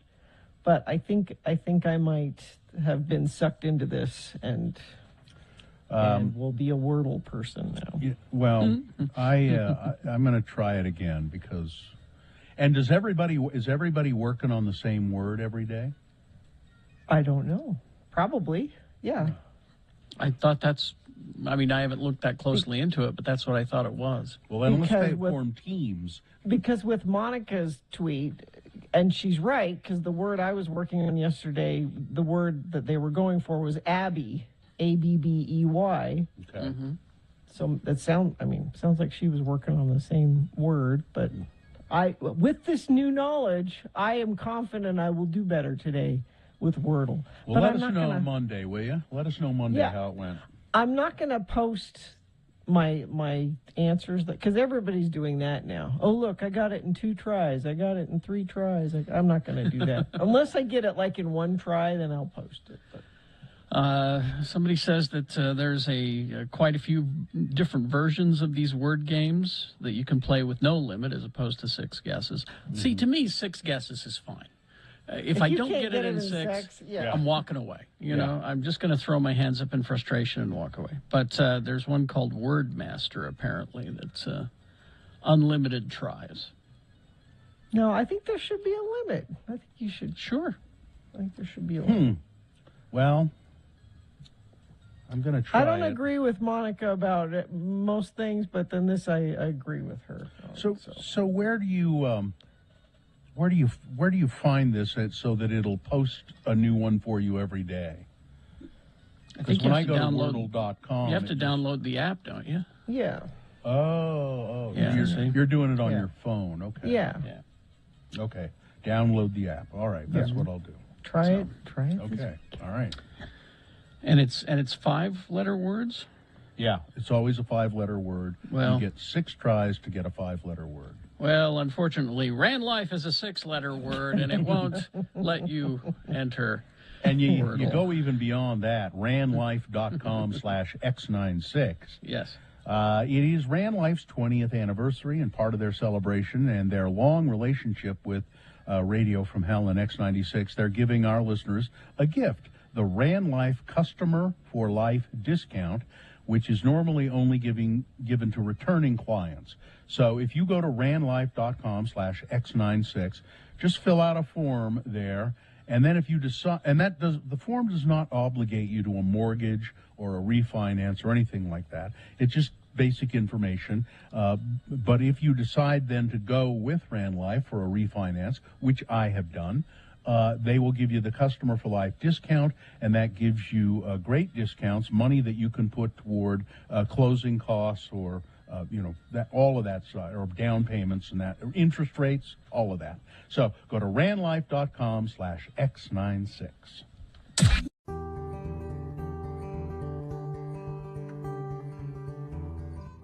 I call this poem, I Hate X96. I can ride the wildest bronco in the wild and woolly west. I can take him, I can break him, let him do his level best. I can handle any cattle, ever wore a coat of hair. Hell, I've even had to tussle with a mean old grizzly bear. But there's one thing I can't handle, it nearly makes me sick. I gotta listen to that god-awful music just to hear my poems on X96. Oh, it's nice of Carrie and Bill to play my poems on the radio, but God, that music they put on about makes my lunch chunks blow. Who are these violent femmes? Their songs just make me sick. And then there's that Morrissey, a whining limey prick. When that 9-inch nails feller sings closer, it makes me feel mighty mean. And them 2 cute boys from Eraser are the biggest sissies I've ever seen. Give me country music from Bocephus, from Merle, and from Willie. I don't want no caterwauling from The Cure, or bands with names that are downright silly, like Hoodoo Gurus, Gene Loves Jezebel, Weezer, and Ween, and MC 900-Foot Jesus. Jesus, what the hell does that mean? I wish I could do my cowboy poems on a station with good old boys what plays country tunes, instead of that X96 with its long-haired, earring-wearing, sissified, sushi-eating, devil-worshipping goons. There is one good thing about X96. Heed my words if you wanna. At least them immoral bastards don't play them skank hooer songs by Madonna. I'm Conway Skinner.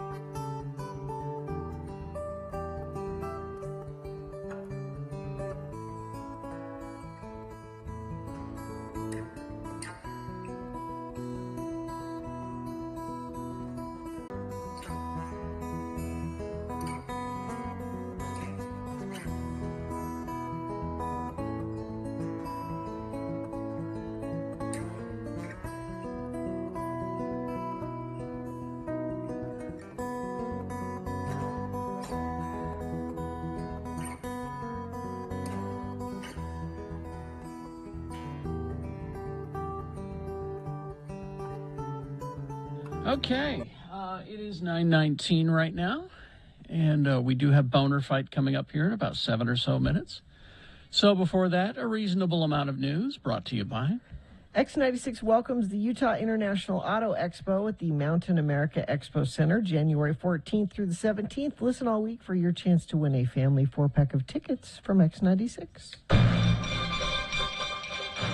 Well, I believe you heard Stephen Colbert earlier, if you were listening to the show earlier, and talk about this, but Prince Andrew, the second son of Queen Elizabeth II, so he would be Prince Charles' younger brother, has relinquished his military titles and royal charities, according to Buckingham Palace, a stinging rebuke by the royal family, a day after a federal judge in New York allowed a sexual abuse case against Andrew to go ahead. The palace said that Andrew, who is 61, I like the way they put this, quote, will continue not to undertake any public duties.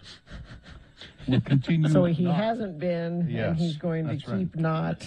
And is defending this case as a private citizen. Oh, now that's... He's no longer Prince Andrew. That is significant. Yeah. He's been accused by Virginia Giuffre of raping her when she was a teenager, a charge he denies, during a period in which he was friendly with the late financier and convicted sexual predator Jeffrey Epstein.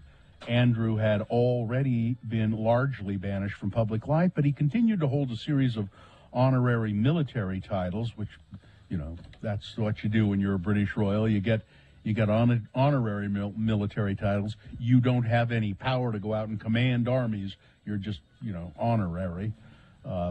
He was, but those have been taken from him, and I believe the title Prince Andrew has been taken from him, and Prince Andrew is also known as the Duke of York, and I think you can't. He doesn't have that anymore either. There you go. I just did the Wordle. I couldn't wait till I got off the air. I did it. I got it in 6. Okay. You did get it in 6. I got it, but at the very last, and I won't spoil it for you. Paramount Pictures is bringing The Godfather back to the screen in commemoration of the movie's 50th anniversary, directed by Francis Ford Coppola, and based on the novel by Mario Puzo. The Godfather is still considered to be one of the best movies of all time. A newly restored version will give fans the chance to see it in theaters next month, and you can watch the trailer for the 50th anniversary screening. That's out online now if you want to see it. In late February, the classic film will have a limited theatrical release in Dolby Vision, exclusively in Dolby Cinemas at AMC theaters, as well as in international territories around the world. All 3 Godfather films have been meticulously restored under the direction of Mr. Coppola himself. They will be made available on 4K Ultra HD on March 22nd, 2022. I guess that means they will be available on a TV. To download in 4K or on your Blu-ray. Yeah. That's weird. The Godfather's one of those movies that it's not something that I plan for. It's like if you're flipping around the channels and it's there, you always wind up stopping, and I always seem to know the dialogue. There was a version of The Godfather, and I don't think it's ever been really made available, where and Coppola did it. He put all 3 of the original 3. He put them all together in one really long film. That was available. It was excellent. That was available on demand here a while ago, and we tried doing it. As a matter of fact, I think we did do it. We did finish it. That's a lot. I thought it was good. Yeah. I thought it was really good. Yeah. I don't know why they're doing this, but the movie Real Steel, that huge Ackman was in. Yes. I think I robots? saw it. It's Rock'em Sock'em Robots, right? Yeah, it's robots. I think I saw this movie because I think my kids wanted to go. So we went to see it, and it was just really pretty crappy. Although Hugh Jackman is always, at least acceptable and sometimes very good. But they're going to develop a series from that movie for Disney Plus. Muse, the band Muse, has a new song. It's referred to here or described here as a defiant, metal-leaning anthem called Won't Stand Down. And I believe we're playing it on X96. I haven't heard it yet, but Carrie has a... Well, when's our new music weekend, Katie? Is it this weekend or on Saturday? And so you'll hear it a lot this weekend. Get a snippet of it here.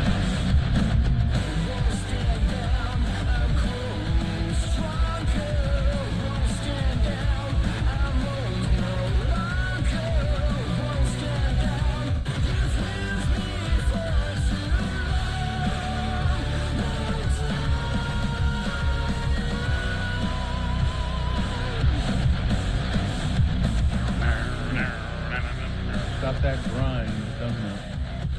It's a song about standing your ground against bullies, whether it be on the playground, at work, or anywhere.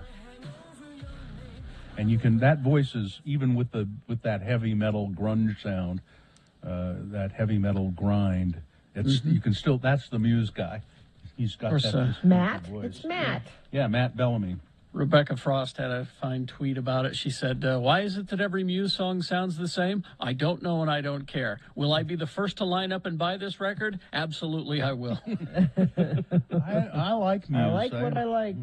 Yeah. Every once in a while, they do have songs that I go, no, that's not really very good, but I like that real slow, that moody one we played. I can't think of the name of it now. That's Supermassive Black Hole? No, that's not. No, that's. I'm thinking. Yeah, it was really, really slow, and it was like Pain, or what was it called? Is it Uprising? That one? No. That one? No, that's no. It's not this one? No, it. And every time we. No.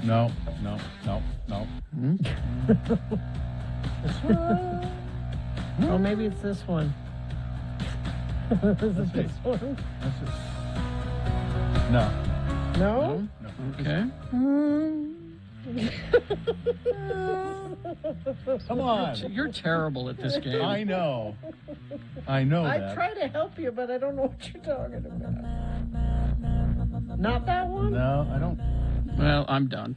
I don't think so. Unless you can give me, me more clues, I can't do any better. I'm sorry. All right. I was just going to look in the chat room and see if anybody has picked up on Bill speak. If they or speak Bill Bill. saying. Hang on, we got one last try here. Okay. Let's see. Yeah. Is it this one? Okay.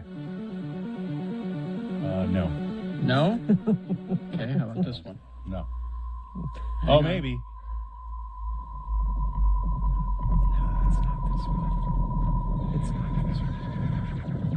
It's not this one. No, I don't think so.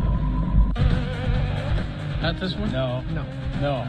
You're not Okay, how going to about- get it. It's probably not even Muse. He's probably thinking. Yeah, it's that someone you know what I else. did. You're right. You're right. It's probably could not be. even Muse. That It's could probably be. Kings of Leon or something. Yeah, you know? it could be. No, I know it's Muse. I'll think of it and have it for you later, okay? You are the I'll worst find it. Muse ever. I know. All right.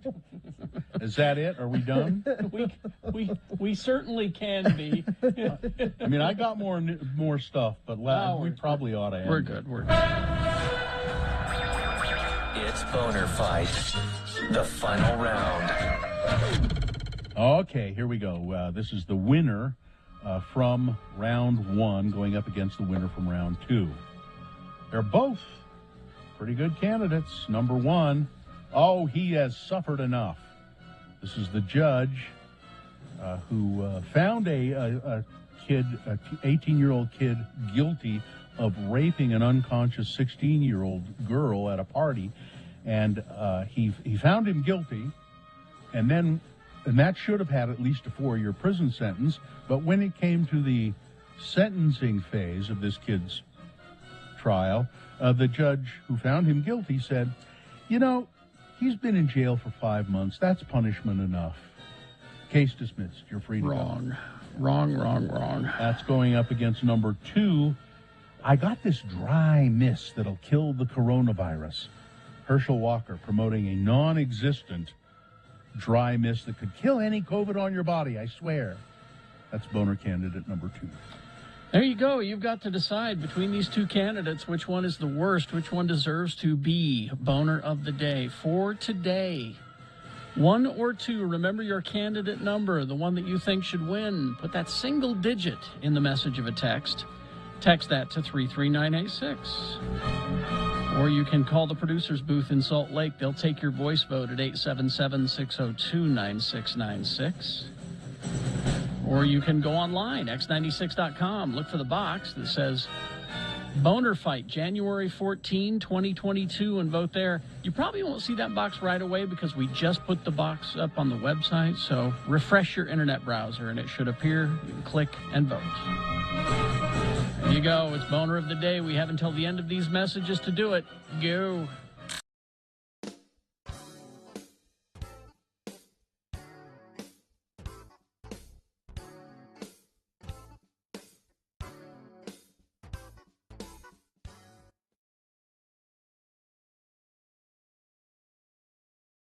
Here's what Kerry Jackson is doing when he's not on the air. Captain's log, stardate 2233.1. I am all alone on the bridge of the Enterprise. Some sort of mysterious cosmic ray has vaporized my entire crew. I may be the only one left alive. Wait, who's there? It's me, Captain. Yeoman Rand. Yeoman Rand, thank God you're alive. Yes, Captain, and I feel so safe knowing you're still here. You know I've always been attracted to you. Let's make love right here on the bridge. Oh, come on, Sharon. You're not saying it like you mean it. Carrie, I hate this game. Can't we just have sex like normal people? Oh, come on, Sharon. You know that this is the only way I can get it up. I hate this costume. This wig looks like a woven basket on my head, and the 2 folding chairs and a card table does not make the bridge of the Enterprise. What? Turn off the sound effects. I'm leaving. Oh, okay. If you don't like this game, how about we play the Battlestar Galactica game? I'll be Boxy, and you can be my little robot buddy, Muffet. Oh, God. Help, Muffy, help! I'm trapped and the Cylons are coming. Here's what Bill Allred is doing when he's not on the air. Henrietta Pussycat, you may approach your king. Meow, meow, meow, King Friday. How I've longed for this moment. Meow, meow. Are you sure Queen Sarah is away? Quite. The trollop is off somewhere in the land of make-believe with Bob Dog. My spies tell me that the 2 of them are mating like a pair of crazed weasels in rut. Then now is our chance, my liege. Meow. Take me here, meow. Now, right in the throne room.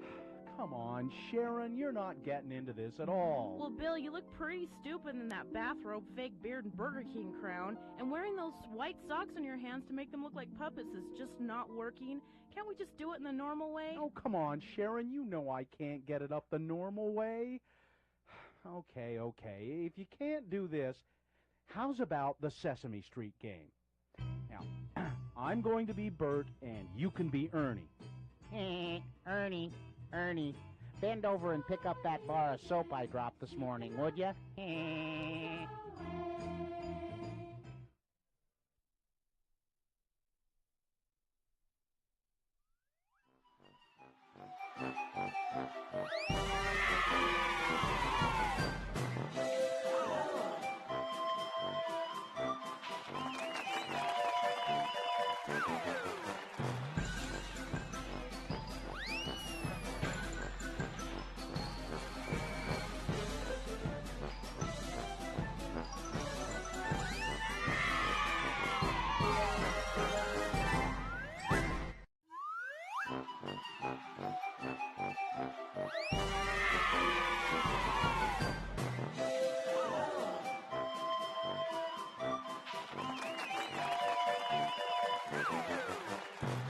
All right, it's time to award Boner of the Day. And it's brought to you in part by sizzling Korean beef.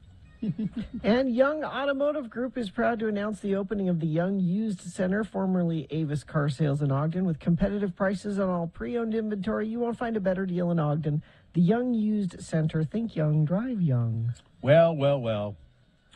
I'm not surprised by this. The winner of Boner Fight for today. On any other day, Herschel Walker's Dry Mist. You can't see it, you can't feel it, but it'll kill the COVID. That would have won, but no. Yeah. Boner candidate number one. Oh, he suffered enough. But pretty much doubled the votes that went to Herschel Walker and wins Boner of the Day. That is Boner of the Day for today, January 14th. It is now qualified to be Boner of the Week. That will be decided by Dave the Flower Guy after we take a break here. But first, go ahead and hit that, Katie. The following is a sponsored feature. From Young Automotive Group, Winslow is on the phone. Winslow Young, good morning. How are you? Good morning, guys. I'm doing great. I think How about yourself? Terrific. I think it's great. Well, now, I know members of the Young family. Who is your father, Winslow? So my father is Spencer Young Sr. Oh, okay. I know Spencer. I haven't seen him for a few years, but I know. And I just tell Spencer next time. And we go way back with X96. So yes, great. indeed. Yes, indeed. And before that, KJQ. Young Automotive has been a part of KJQ and X96 for decades, really. Oh, yeah. You guys have been a great partner and a big fan of the show as well. Thanks, Winslow. And when you see next time you see your dad, tell him I said congratulations for giving you a great name, Winslow. I just love that. It's uncommon, and that's what I like about it. But tell us about this new. I'll see here. Oh, go ahead. Oh, I'll see him in just a minute. I'll let him know that. Okay, well, tell us about this new facility that you just broke ground on. I saw it on your tweet. Yeah, so it's the new Young Automotive headquarters that we're breaking ground this morning on that we're very excited about. It's going to be a large 145,000 square foot building, which will house our corporate headquarters, our office staff, and also a large wholesale parts warehouse. I don't know if you guys knew this, we're actually one of the largest wholesale parts distributors in the West. I didn't know that, but it kind of doesn't surprise me. The Young Automotive Group has been expanding a lot in the past couple of years, or 3 years, 4 years. How many dealerships are there in the Young Automotive Group? Yeah, so currently we just acquired our 26th store up in Logan, a Powersports store. That's right. So we have 19 automotive dealerships and 7 Powersports dealerships. So we're the largest Powersports group in Utah, so 26 stores. And we also have body shops, our wholesale parts operations, fleet. So we've got a lot of exciting things happening right now, and moving into this headquarters and getting our ground broken there, we've got big things to come. Yeah. What will now? This is going to be in Layton, this west of Home Depot in Layton, the new headquarters. What's this going to mean for the community of Layton specifically? Do you think? Yeah. So as I've been thinking about it, we did some analysis, and the economic impact just for Layton, Davis County area will be a $30 million economic impact, as well as at least 200 additional jobs, and just expanding our footprint in our communities. You know, one of our core values for the Young Automotive Group is engage and support, and we do a lot of community engagement, fundraising, and that's kind of really the soul of our corporation. So just expanding what we do and what we do great at. When do you anticipate the new headquarters there in Layton for Young Automotive will be ready, Winslow? When will it be done? We are hoping for Q1 of 2023. So it's a large building. We've got a bit of a ways, but hey, I'm ready to celebrate. All right.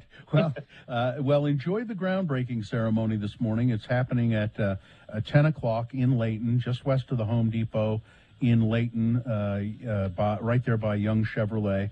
Winslow Young, who is the Young Automotive Group Marketing Director. Pleasure to talk with you, and I'm sure it'll be a fantastic day. Thank you. Hey, thank you, guys.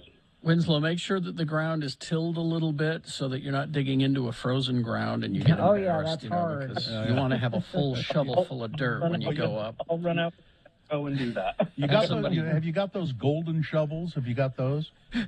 Oh, yeah. We've got golden shovels and hard hats. All the There you go. You're all set. All right. Thanks, Winslow. Thank you, Winslow.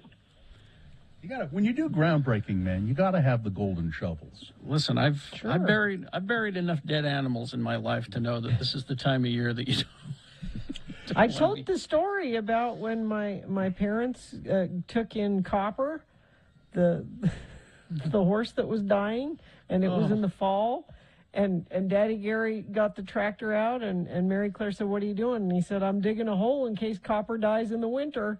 You don't want to be digging a hole." And sure enough, nope. Enough, they needed the hole. So, But so poor going back Copper to had to look out at the hole the rest of his life. I'm going, sure that "That's Copper for knew me." that. I'm sure the Copper knew that was the hole that he was going to be That's buried for in. me. Yeah. Damn it.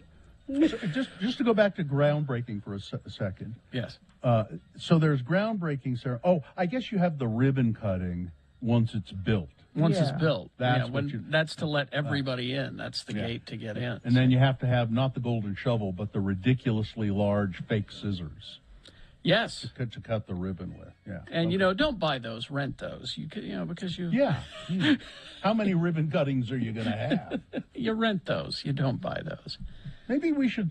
I think maybe we should have ribbon cuttings more often. Maybe we should have every morning.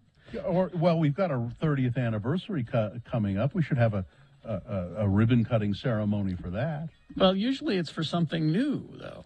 What are you cutting the ribbon for? I'm trying to expand. Use your imagination. Well, it sounds to me like you're a copper, Gina. That's who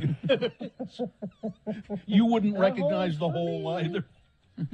Just, we expand the idea of ribbon cutting to it's a celebration. Either that or we'll break a champagne bottle over my head to christen. Now that sounds. Yeah, maybe we'll do that. I'll make sure it's warm instead of cold. Well, thank you. Thanks, I appreciate that.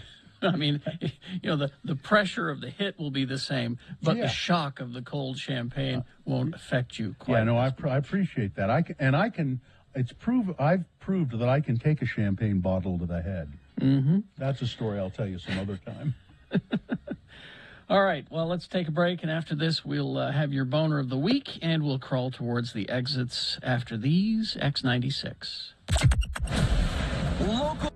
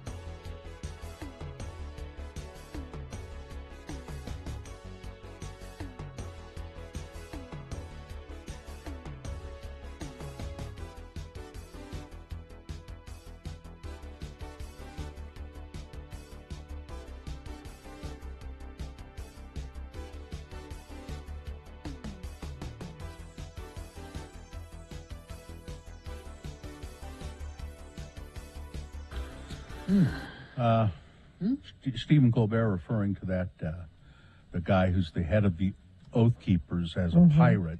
He wears an eye patch, and he's kind of chunky. Do you know why he wears an eye patch? I guess because he's missing an eye. Do you know how that happened? I do not. It's fun. How? He dropped his handgun and shot himself. You're kidding. Yep, this is the leader of your militia. You're kidding. Nope, it's true. He literally, you'll shoot your eye out. And an overweight guy who, and to top it off, he looks ridiculous because he wears glasses. Well, with an eye patch. He's only got one good eye. Well, you get the other one fixed laser, so you don't have to wear glasses over your damn eye. Bill, this is someone that doesn't make good decisions generally. Yeah. So why would he make a good decision there? I guess. Well, let's get Dave Mattson on the phone and get this boner of the week situation squared away. Dave, are you ready to square away the situation that is the boner of the week? Heidi ho, Dave. Heidi ho. It's nice to hear from you. Everything been okay with you this week? Yeah, my birthday was this week. That's right. On Wednesday? Was it Wednesday? On Wednesday. I believe we wished you a happy birthday at some point, didn't we? Yeah. On the radio. Good. Okay. Yeah. So you're just reminding us. Okay. Yeah. Dave, the flower guy, he has been selecting the boner of the week. I mean, really, probably not for 30 years, but close, 25 maybe. Probably. At some point we decided that we were just not capable of doing it, or we didn't feel like doing it, and so we delegated it to Dave. If you see Dave around town, he's the guy who has the tractor. He mows lawns in the summer, and all the time he's selling flowers. So if you see him around and want to buy some flowers, just hit him up, as they say, for some flowers. All right, Dave, are you ready? Here we go. Yep. The winner on Monday was, well, you can talk about the Nazis in class, but don't say they were good or bad.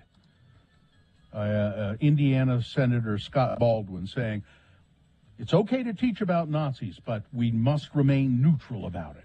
We can't... No, you don't have to. Even Indiana Jones will go as far as to say Nazis are bad. What's wrong with teaching that? What's wrong with an Indiana senator? Yeah. Boner candidate number 2 from Tuesday.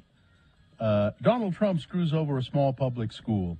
This has to do with not paying taxes or not enough taxes on his Westchester golf course, thereby throwing property tax burdens on other entities, including a small school district there, and they have to levy property taxes. The school district has to levy property taxes that are too high, really too higher than they should be. And it's just a rotten situation, and it all comes from a rotten man. Boner candidate number 3 from Wednesday. There should be a special place in hell for these guys. Dr. Fauci and Rand Paul and Senator Roger Marshall going after Dr. Fauci. It's not called for.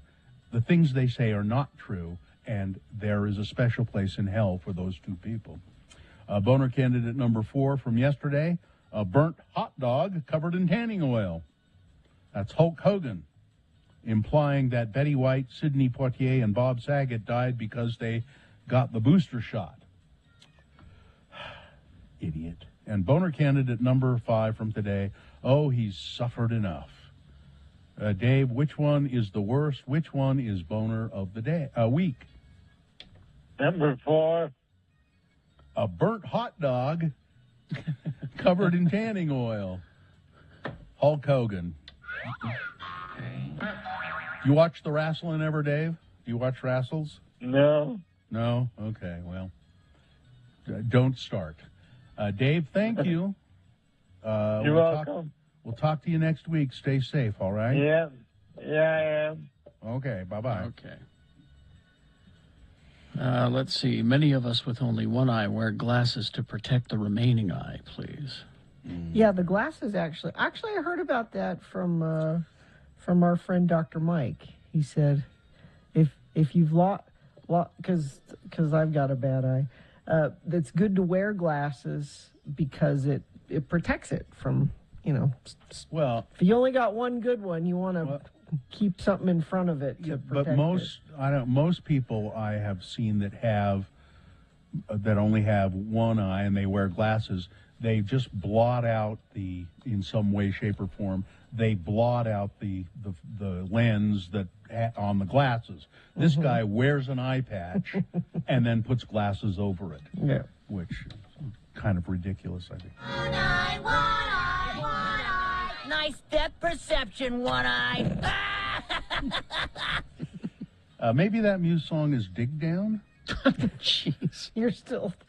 I don't know. I don't know. I still think it's not Muse you're thinking of. Hang on, let me check. It is. You're singing it in your head. This is it. This is it. This is Somebody madness. in the chat room knew what I was trying to do. Here, let me fast forward. When God decides to look This is not it. the other way, and a cloud takes the That's not it. But it's kind of like this. Now, what's this one? This is Dig Down. This is Dig Down. It's one that they do that's kind of like that, and we Sing played it a it. little bit. I can't.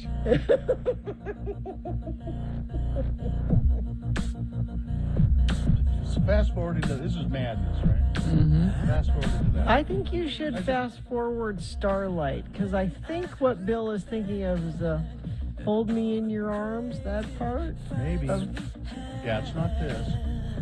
I think it's Starlight, the end of...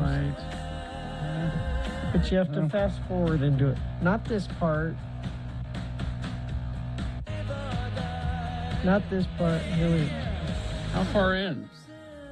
This part? Yeah, here we go. Here we go. Right here, right here. This part right here, Bill. I think this is what you're talking about. Hold on, right here.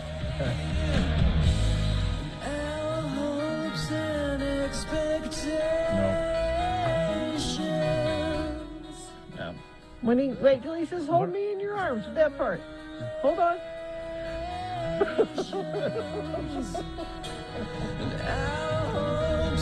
It's coming. No. Because that's what it sounds like you've been singing. Hold on.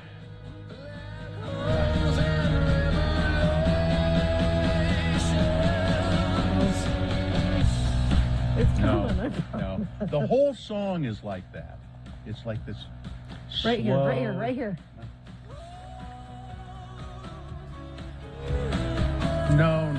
Is that it? No. How about, No, I know this song. how about this one? People are trying to help you.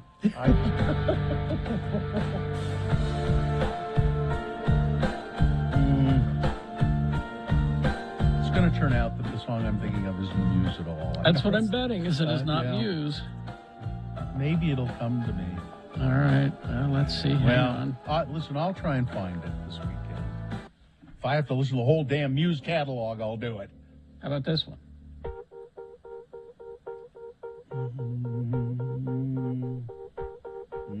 What's this one? Birds flying high, you know how I feel. Sun in the sky. No. I'm telling you, it's not. I'll bet it's not Muse. I'm betting you. That's why if you could give me just a little more, I might be able I to can't. get it. I can't do it. All right. I can sort of that's hear your it in my assignment head, but for the I week. can't reproduce it. You know what I mean? So your It's like- assignments for the weekend, Bill, Okay. are coming up with a tequila cocktail All right. and finding that Muse song. Those Oh. are your assignments. I can't do the tequila cocktail. I'm really sort of not drinking in January. I Sort broke of it. not. You're sort. Well, I broke it for the tequila, and I have occasionally a Vizzy hard seltzer, which has 5% alcohol in it. But that's not really drinking. That's, Sue's doing dry January, and I'm doing dry mostuary. Because I'll drink on Friday and Saturday, but that's it. Is this it? Somebody Hang says on, the let me- song is invincible.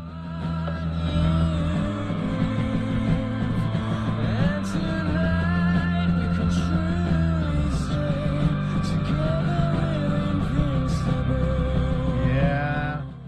No? Yeah? I think. You think? Yeah, I think that's it. You Did sure? we play this much? No. No. Then it's something we played fairly often. Here, I think I may have it. Okay. Hang on, I think I got it here. Okay. Let me. This is so stupid. I can't No, believe no, it. no. I think I got it here. Okay, for you. okay. All right. Live like you want to live, baby.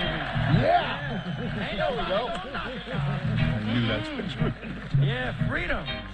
Yes, sir. There's one guy right over here singing mine, too. That's all right, brother. Uh-huh. Yes, This is sir. it. You got a right, baby. Ain't Yep. nobody gonna bother you. Once I was climbing the garden wall, I This is slipped it. and had a terrible fall. Terrible. I fell so hard I heard bells ring, but held on to my ding-a-ling. And this is so uncharacteristic for Muse that It is. that's why I couldn't. There it is. There it is. Yeah, that's it. My Ding-a-ling. Yep. There you go. That's the Muse song I was trying to think of. We play the most laborious version of Name That Tune that It goes on for Yeah. days. Oh, never play Name That Tune with me. Never. Never, ever. no. And I haven't altered my drinking at all for January. Good for you. It's a wonderful day today. Everything's gonna be okay. 96.3 On your diet will make your day worthwhile. Listen to XRK. Salt Lake City. There you go. Thank you. Paid a lot of money for that. Yeah, we did. Let's see. I think we're good. I think we got all business taken care of, right? Except for the Muse song. Well, that'll never be resolved, I think. Maybe not. Fine job as always, Katie. Thank you. Live long and prosper, bitches. Don't you know who I am? Hey, Copper, that's your hole right there. Corey is next.